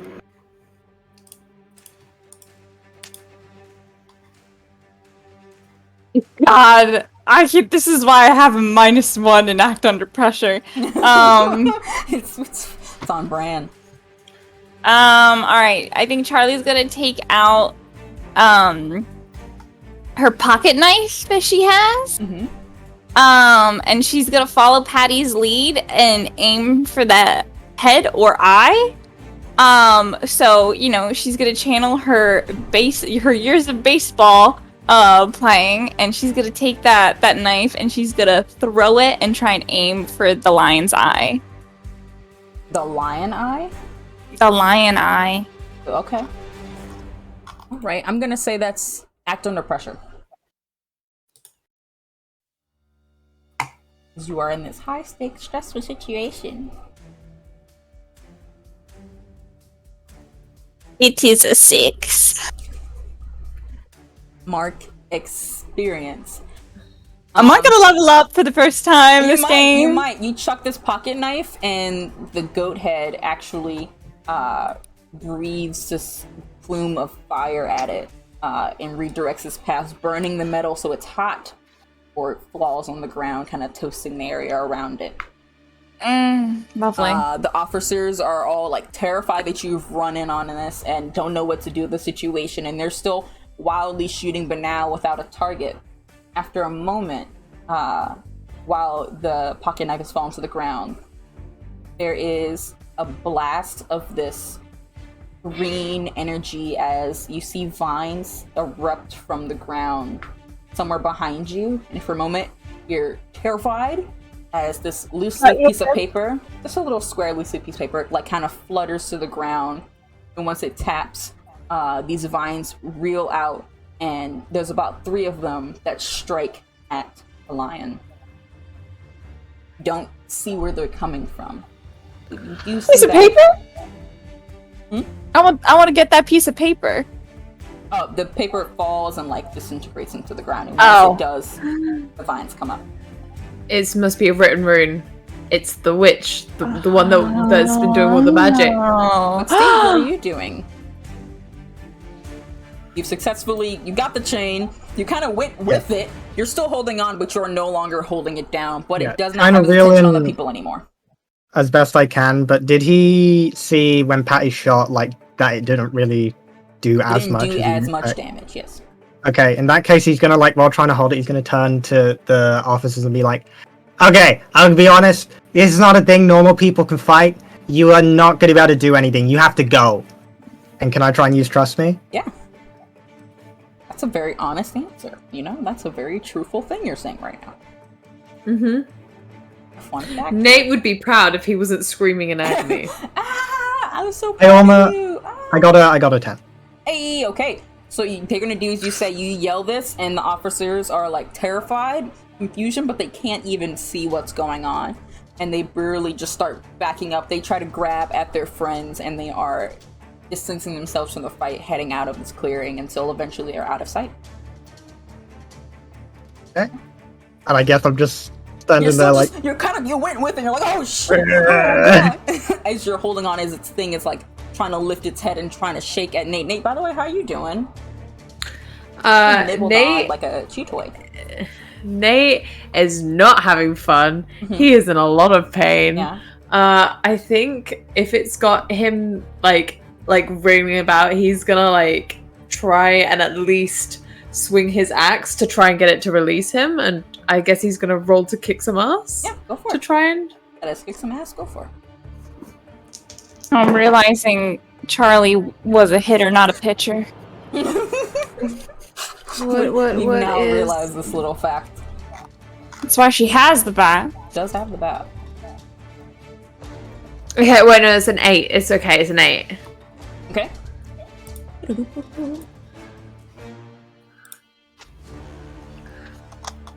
All right. Cool. I have to perceive. So normally on a mixed success for kick some ass, you do harm and it does harm right back. But I'll give you just a small choice. You can redirect some of the harm that you're going to take, but it's going to go to one of your friends. Or you can take the full brunt. I thought so. I thought so. But it's spicy to ask Nate. Like, I thought so. And it's I like, oh, so, you but I thought it would be cute. You know, I thought it'd be nice of me to ask Nate. The lion head chomps down on your leg, pulling back. Hurts like fuck. Hurts like all hell as it shakes you in its grasp. You take 2 more harm as you see the goat head reeling up. Tell me the harm that your axe does. So my axe does 1, 2. Does 2 harm. It's also, I don't know what the magic tag does every time I'm like, it does magical shit. And it's covered in gasoline. Okay. My bullet was 2. I know you said like nothing was. No, really you did harm it. Well. It just didn't do as much. Things have armor too, unrelated to the thing of which you need to kill it. This thing has armor, as some of you do, where it negates some harm. The gasoline does help the harm. It just doesn't do the full effect of your attack. So basically, we need to target specific weak points. Yeah. Not necessarily. Armor is like a universal thing. If you tell me you're hitting its eye, I'm just going to let you hit its eye. But a creature having armor is the same as like one of you having armor. It's just I'm assuming the chain also, when I hit it originally, didn't do a lot because it wasn't even covered in gasoline. I took it as 1 harm. Okay. Just because you were pulling at its neck. Yeah, you're doing stuff to it. It's just not in the speediest full force. Like when it like goes to bite down on Nate, can I pull on the chain and spend 1 hold? Jesus. Don't die. Spend 1 hold to reduce someone's harm by 1. You can. So you may do that. So Nate, you take 1 less harm. I'm still unstable, but You're unstable? Oh yeah. Once you take 3, Nate was unstable from the first hit. I thought he only had 2. I will let you know what I had to tell Art, and that's that on my fail of big entrance, I got marked as the biggest enemy. Okay. So hence why Art was like, "Thank you, Ree," and I was like, "Yeah, you're welcome." It would have been one of you anyway. But it's kind of spicy. That's Nate. This is the second time he almost died fighting a monster. It's on brand almost. Yeah, Nate just keeps nearly dying. Yeah, Patty, what are you doing? Oh my gosh. Freaking out? Okay. Patty... No. Patty's not freaking out. Patty is honestly like... She is, but she isn't. She wants to do precise strike. Okay, tell me how you're doing that. Paint the picture for me. Make it sound nice, my ears.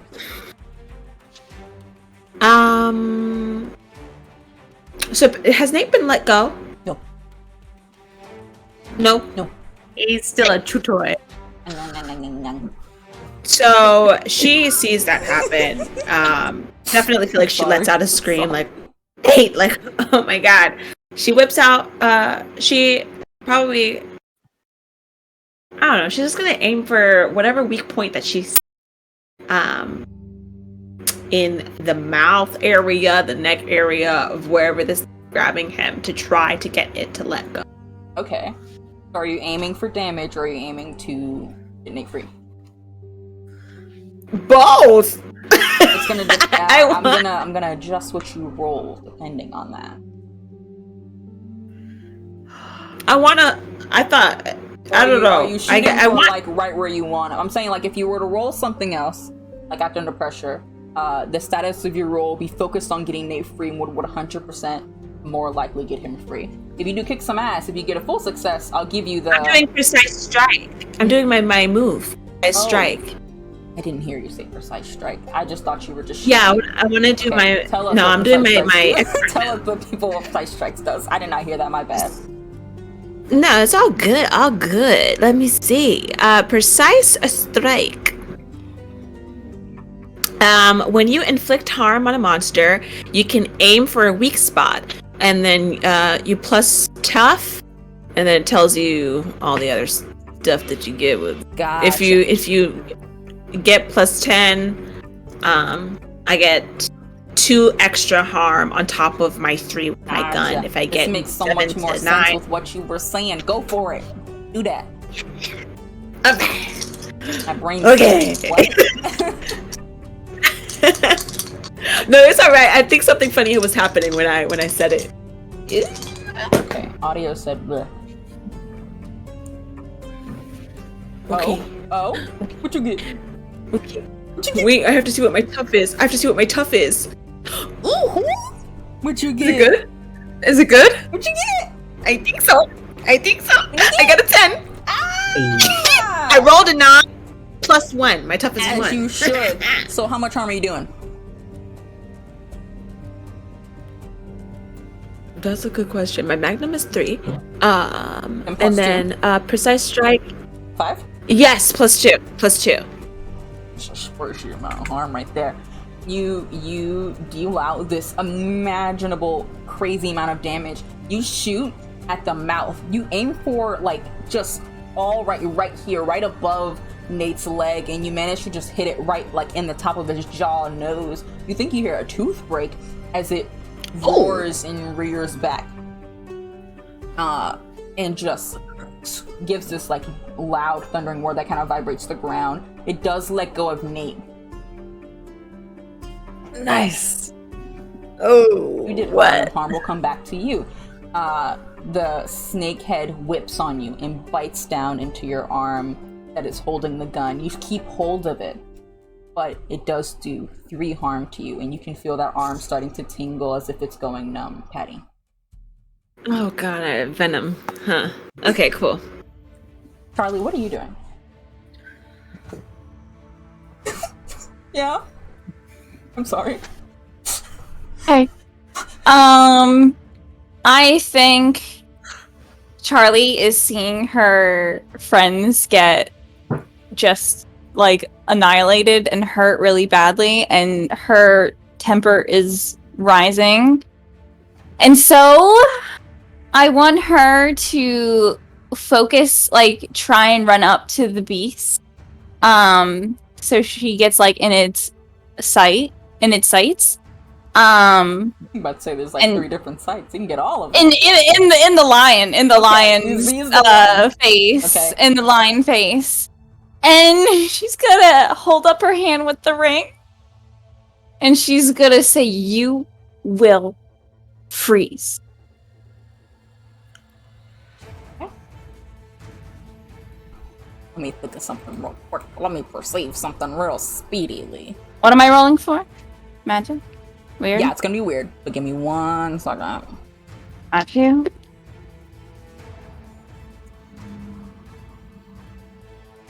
Is it good? -1 for roll weird. 11. Right. You get in front of this lion and you feel this rage bubbling up within you. You don't hear a voice this time. You just feel angry as you whip your hand out with the ring, and it almost seems like it's tightening on your ring finger as you stare down this creature, and you hear nothing else but you and this lion. And it stops. Jaw slack and stares you down, and as angry as you feel, the Charlie like within you is so fucking scared as you are staring to the eyes of this beast, all fucking 6 of them, a snake, a goat, and a lion, all staring you down, eyes not diverging from you, frozen. Steve, what are you doing? Ooh. Has it stopped like Yep, pulling? it stopped. I want to bring the chain You actually and slip a little bit pull because it. it's like, oh shit. Yeah, I want to like pull it back. I think. Am I still like across the line of fire? Yeah, Like on the I other mean, side? You can get to where you want to go. You can move. Can I pull it back across, and as it's coming across, just like turn back and like do a back kick at it, at its main head, and try and kick some ass? It's smash. Okay. I'll say you can have +1 on this because of Charlie's. Ooh. Ooh. I'm still in the snake's mouth though, yeah. It bit you. It didn't hold on. With Oh, +1, Yeah. the additional +1, it's 11. Okay. How much armor? Well, I would say I think I know how much armor you do. Yeah, it's with my What's your unarmed added attack. bonus for its mass? So the extra thing I want to do. Is you got a full success.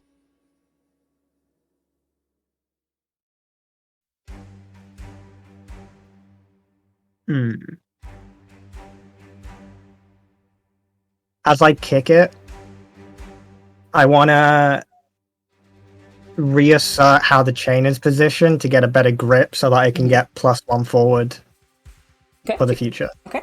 You take 1+1 forward and you do your damage. Let me mark. And that's for any roll I make, right? Yes, as long as it's pertaining to like this creature / fight. As long as it's like I'm not gonna roll for like 2 weeks from now. Cool. You're totally good. You come out, pull it with the chain, and back kick the fuck out of it, and it's almost broken from this trance. The goat head and snake head still staring you down, with the lion one is like shaking off as it takes this damage. And Patty's and everyone else's hit felt like it did damage, but like not quite the full extent. But something about whatever effect your fist, your leg is having feels like it's doing somehow even more harm, and it's doing the full effect. You don't feel that weird limitation that Patty and them felt.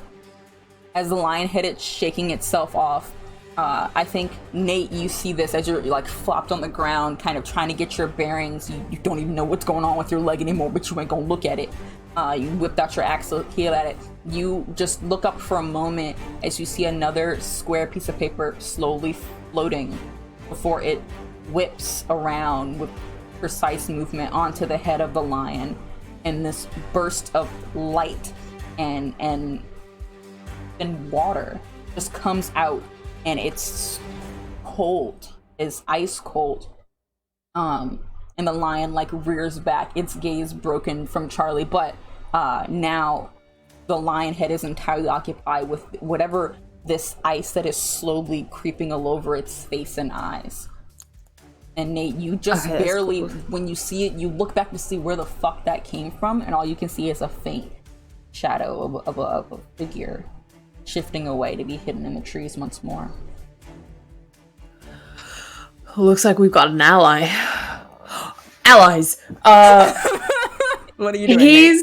He's gonna dig his hand into the ground, and he's gonna literally just call out for Chip and Corn and Chip, our little animal friends, who said that in a pinch they would help.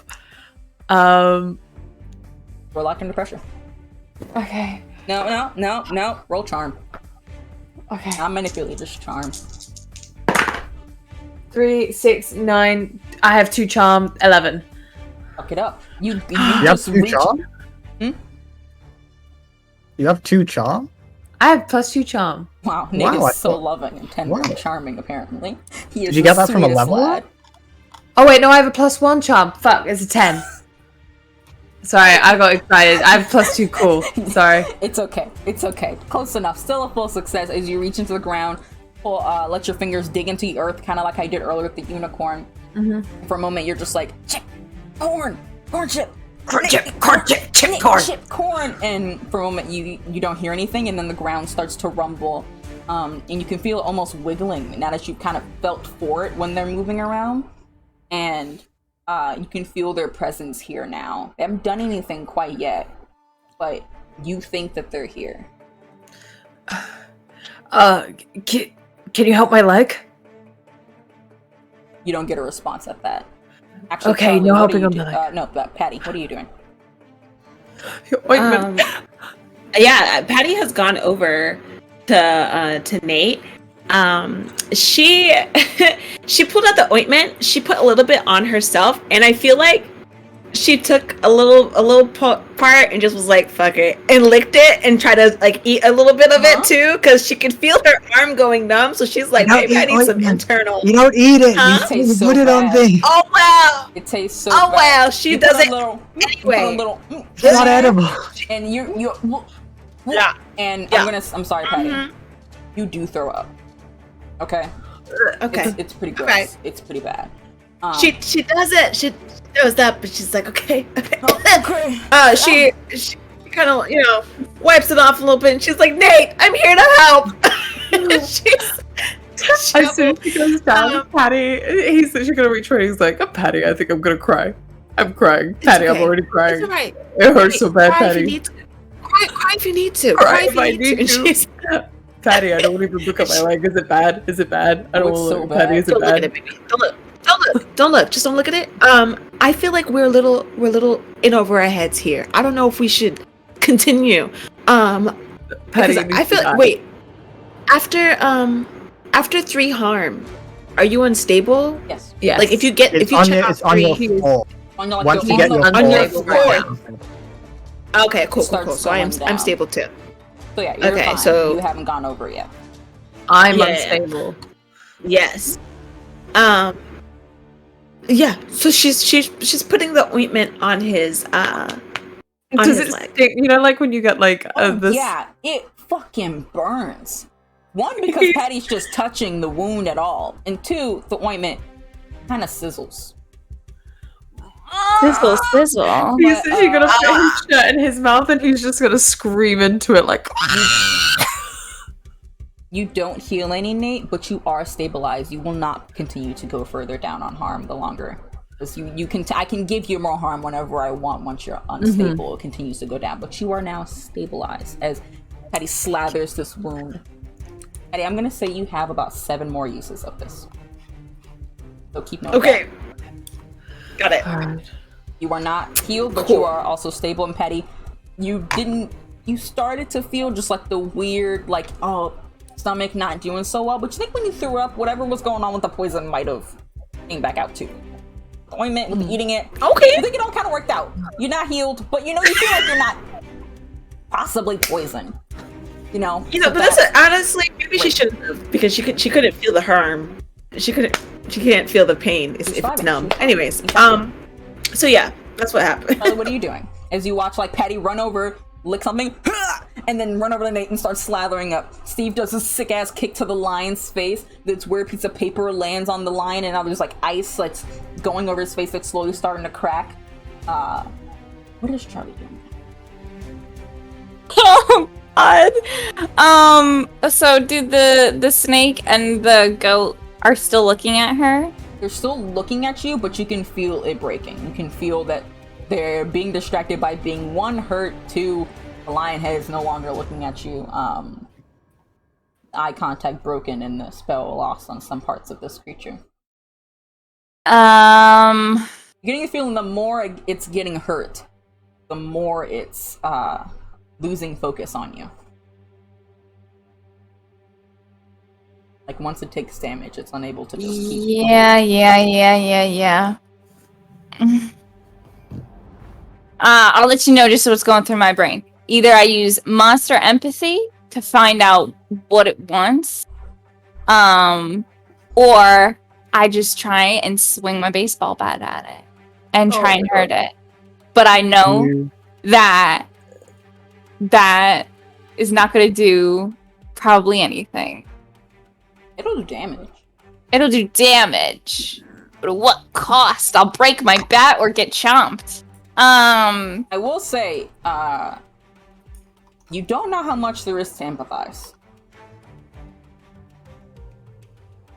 It says a creature killing unicorns for funsies. So you can tell me if Charlie still thinks there's something in there worth empathizing with. But just letting you know, the cards at hand, friend's legs messed up. There's a lot Yeah. going on right now. There's 2 people who maybe are very wounded, dead, Bob, or a lot of things are happening. You let me know how Charlie's feeling about that in this moment, but I just kind of want to lay out all the cards on the table about that aspect. I'll also say with weird, like there are things for like healing, but also enchanting things as well. It depends on like what kind of thing you're doing, because Charlie's weird is a very particular kind of weird, and where Charlie gets I magic know, from is a and I very want to specific try. I way. want to try something, but I don't It has know to fit. if. Let's just say it has to fit a brand. What Charlie does Oh. for it to work out well. If I describe something that fits in the brand, Mm-hmm. would you let me roll for it? What's the thing? What the thing? With the brand. Okay. I'm seeing you, Charlie. I'm seeing you right now, Stevie. I know, and I don't know if it's a dumb decision or not. Just say it, You because you haven't should. made the decision yet. Yeah, you just say it, speak aloud. Now make your moves. Ah, God, okay. I don't know, maybe Charlie is just possessed with anger and she's terrified. Oh gosh. Can I skip my turn? I'm so panicked right now. You're so valid. Take your time.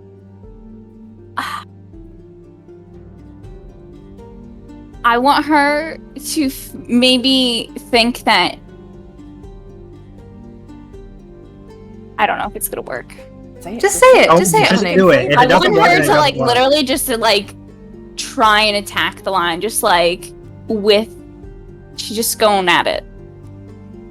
Charlie wants to attack if you at attack it, it will do damage. It's just It will won't bite do you as back. much, So, Charlie and it will wants hurt you. to hurt it, Yeah. but not with her bat, with her fist, or anything like that. Yeah. Real weird. Oh, I found my dice! Oh, I'm so proud. You might need that. Oh, okay, hold on. 11. Again. Okay. I won't let you pick an effect for this one. I'm just gonna take the reins.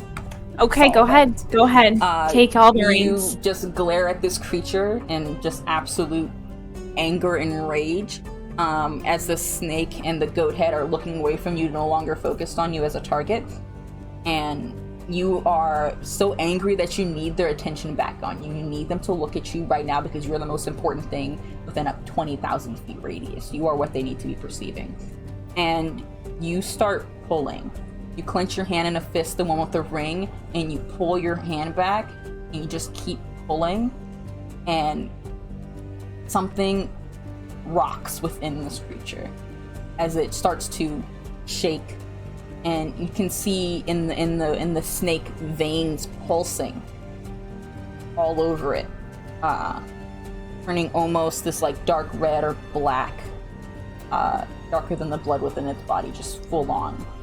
As you are pulling, and this lion who's the ice is chipping off, rubbing out of his paws, about to go and attack your friends again, inhales and hacks up black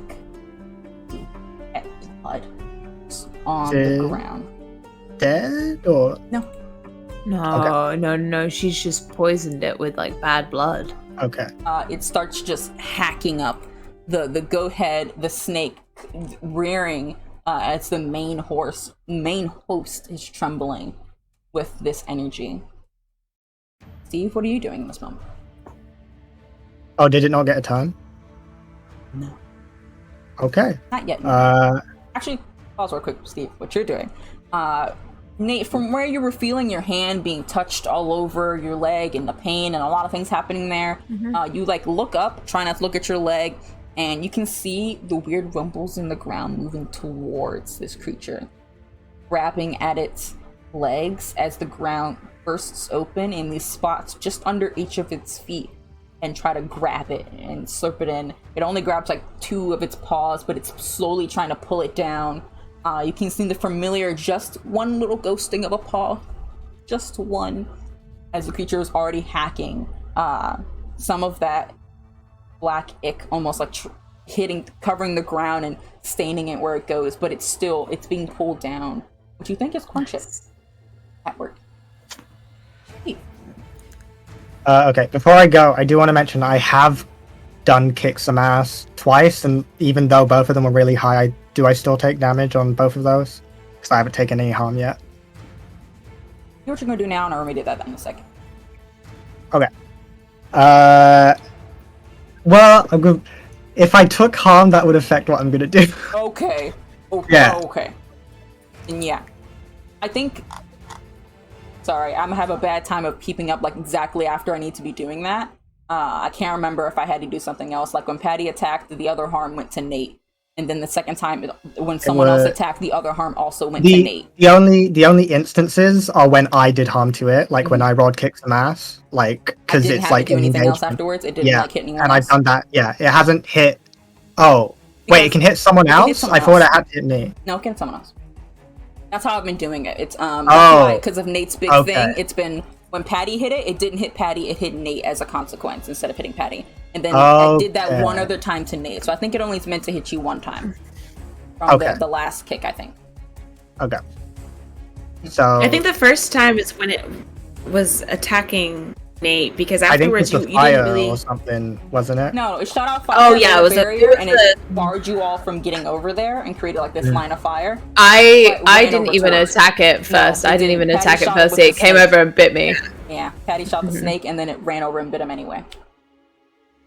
We'll Okay. say, for remedy purposes, that you, Steve, you should get one hit on from the thing, and that's my bad. We're gonna retcon. Oh, one that. harm. No, not one harm. One like attack. Okay. That's more than one harm. I have to figure out where it was in the position, but we'll say it is with fire because that's the easiest thing that it can just point in your direction no matter where you are. So that is going to be 3 harm, and it does singe your clothes where it hits.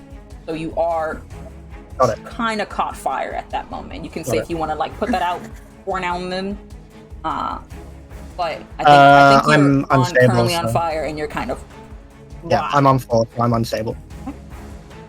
You're still up, but you're rough. So what are you gonna do now? Sorry about that. Not me.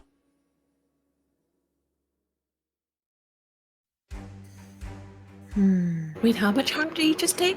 I took 3. I took 3. I already took 1 from before, Mhm. so I have 4, so I'm unstable now.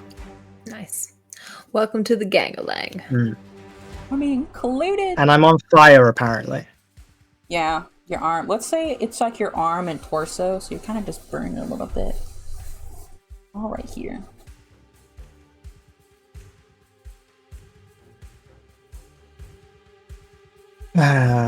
Oh.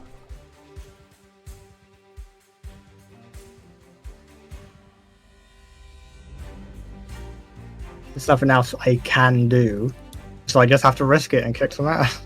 Go for it. Let's get on and kick some ass, Steve.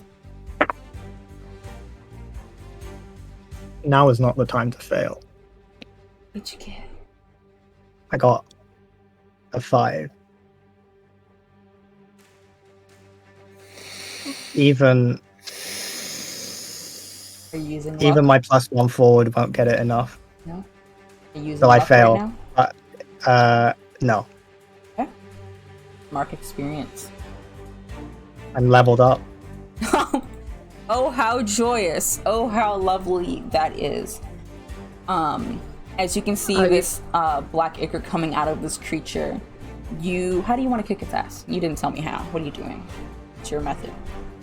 Just gonna try and kick at the face again. You paused the music, by the way, darling. I did. It's There you bad. go. I think I clicked away. My bad. A lot of things are occurring. You run up and try to do like a sick back kick with the back of your leg, and even in this state, it still manages to reel on you and just grab at your leg. Steve. The ichor just getting onto your skin, kind of almost tingling as it touches you, almost burning as it's touching you, as this lion reels back and smashes you into the ground. Oof. You're unconscious. I'm not going to tell you how much harm you take. right now. How much? Oh, okay. You are out. Well, are you well? Dude, do I need Because this special thing? I, Do I need- I have a hold that I can use to reduce harm, but if the harm is more than I'll say 3. use that and you are unconscious but not dead. Okay, so it did more than 3 harm. Mhm. Okay. Got it. Shit. Use that, Patty.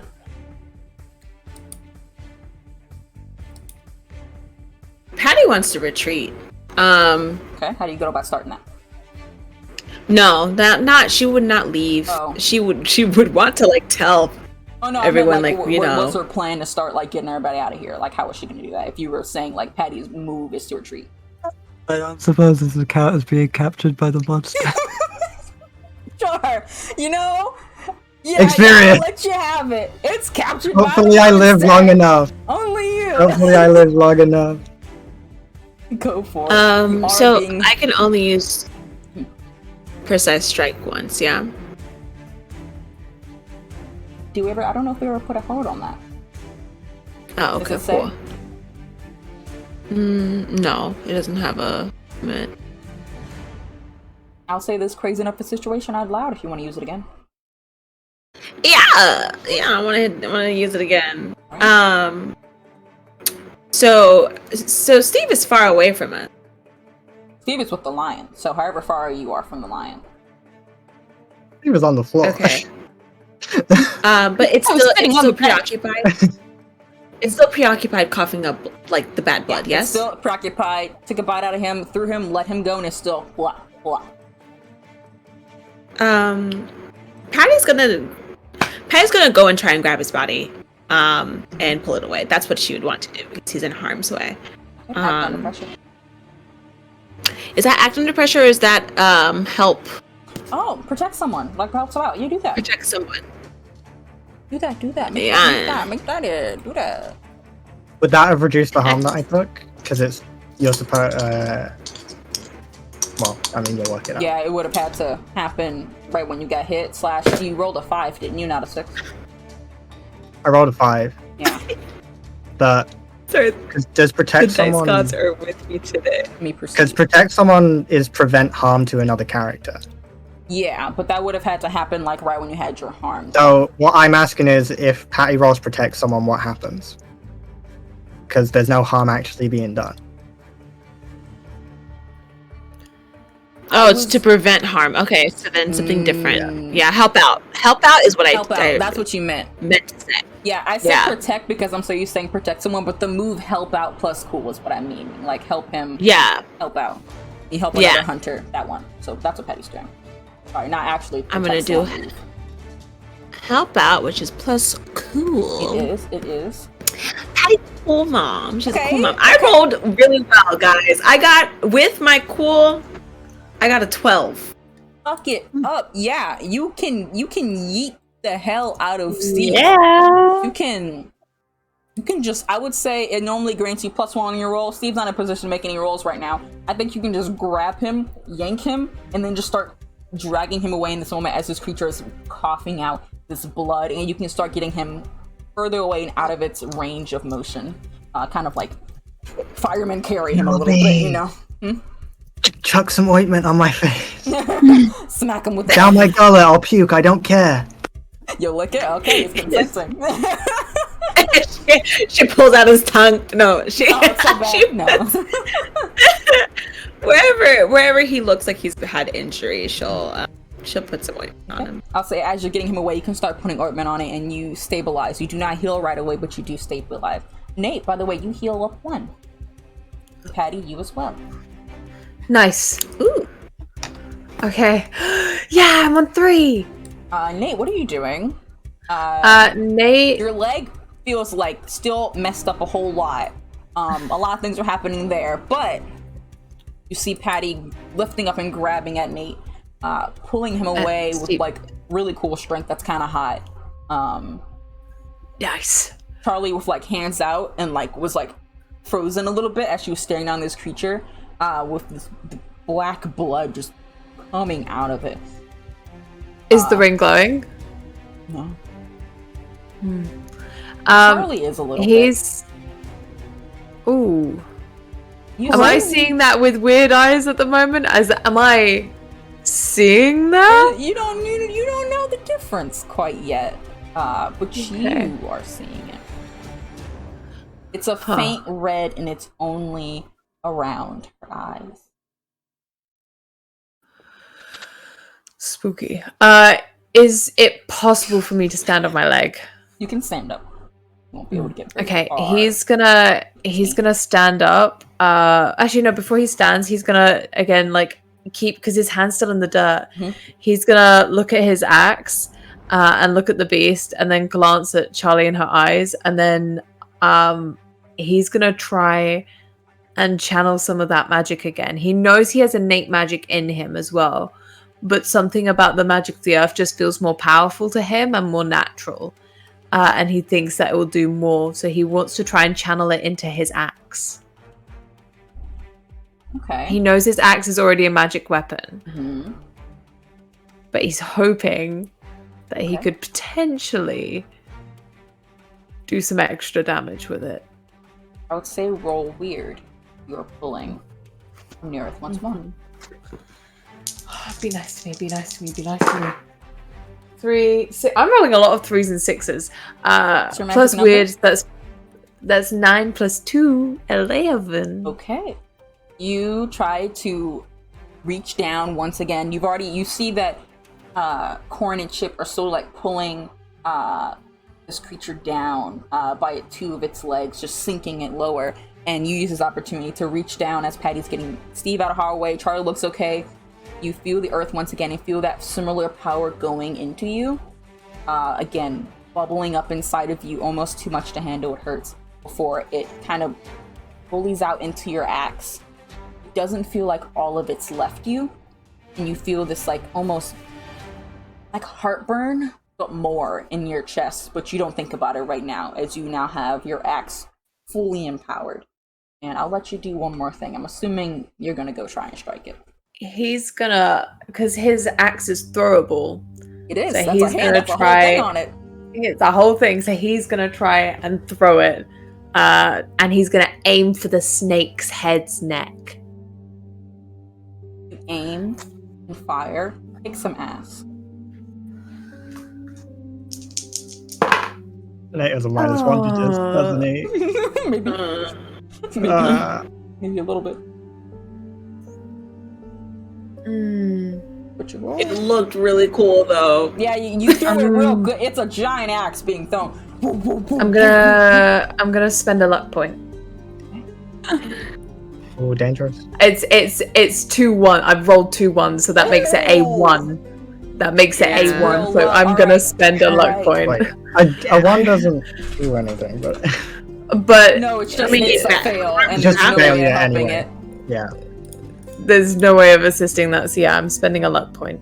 You you chuck the axe, and you can feel like the trajectory is entirely off. Like you did it way too wide. And you see just another sheet of paper, almost looking like a paper airplane. It's so little, shooting out, smacking into your axe, falling off of it into ashes before it redirects. And you just push it forward even more as this thing comes slashing down. That was a full success. We want to do for extra harm, or move on, like move where you want him, etc., etc. You will chop this thing's head off of the snake. I will give you that. That is 100% happening. Thank you. Let me just double check on extra bits. Advantage. Can I give all the hunters advantage going forward? It's just the regular things above that. 10 plus. Oh, One person. okay. Going forward. One person going forward. Okay. Then yeah, I'll just do the attack inflicts double the normal harm. Okay. How much harm do you use your axe do again? My axe does. Oh god, let me zoom out. I zoomed in to put that little marker You said, in. "Nyeh." I am going to. It does 1, 2. It does 2 damage usually. So it does 4 damage. 4 damage. All right, Nate. How do you kill And it? it's magic. How do you? Okay. How do you do this? He's- As it's coughing up this black ichor. I feel it depends on how cool you let me do this, because I feel you like can do it once so it's. cool. Oh, thank you. You can do it So I really feel cool. like once it's sliced off the serpent's neck, he's gonna do the regular the call back for it that he did once before to try and swing the axe back to him, and as it comes back to hit him again, he's then gonna lob it once more to hit it straight in between Okay. its Okay. eyes. All right. Very nice. Very nice. You chuck it, grab it again, chuck it again, and it was literally just so sickeningly satisfying. It's still coughing up this ichor. Charlie, you see the axe hit, you step back a little bit so you're out of the way, and you blink as you feel your eyes feel like they're like kind of stinging a little bit, and you drop your hands, and you are finally seeing what is happening. You weren't seeing anything since you started doing that. No, you were blacked out, eyes glazed over with nothing in sight. But now you are seeing as his axe goes into this creature, chops off the snakehead, comes back in, and hits this lion straight in the face. You see Nate, arm out, Patty holding Steve as this creature gives one final roar. Start a roll in angry. And then the ground starts to open up more as its body starts to sway, and you can see tiny little paws pulling this thing down until it is entirely under the ground. No! Damn it! There is a moment. Patty says that, actually. There's a moment pause where you're all just like, pause there for a second. Nate, you've been kind of keyed in on them. Another sheet of paper comes and falls, and a burst of wind happens. And all of the fire that was erupting around you, starting to burn the trees, snuffs out. The flames died down. You don't see the figure, but you do hear the rustling. And you, forever it's gone. You guys are alone. Am I awake? Yeah, you heal one. I'd say you're conscious. You're still like, oh fuck, what is my life? Also, Steve, real quick, roll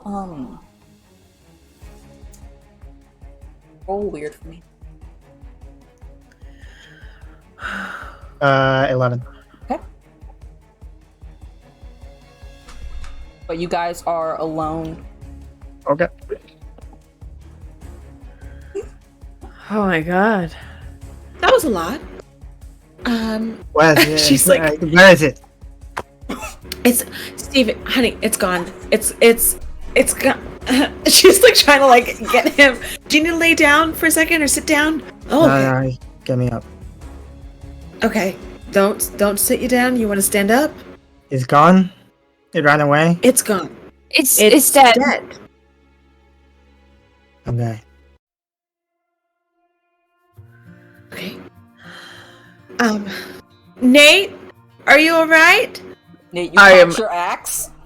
You can't feel your leg, but gosh darn, do you feel cool? Nate's gonna turn, he's gonna be like, I'm in a lot of pain. Yeah.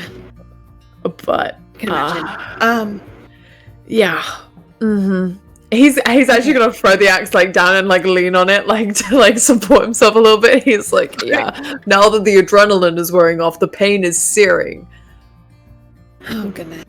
Charlie, can you support for Patty's gonna give Steve to Charlie and grab her, and then she's going to try to like, well, she'll scrub through it later, but she's gonna turn to everyone.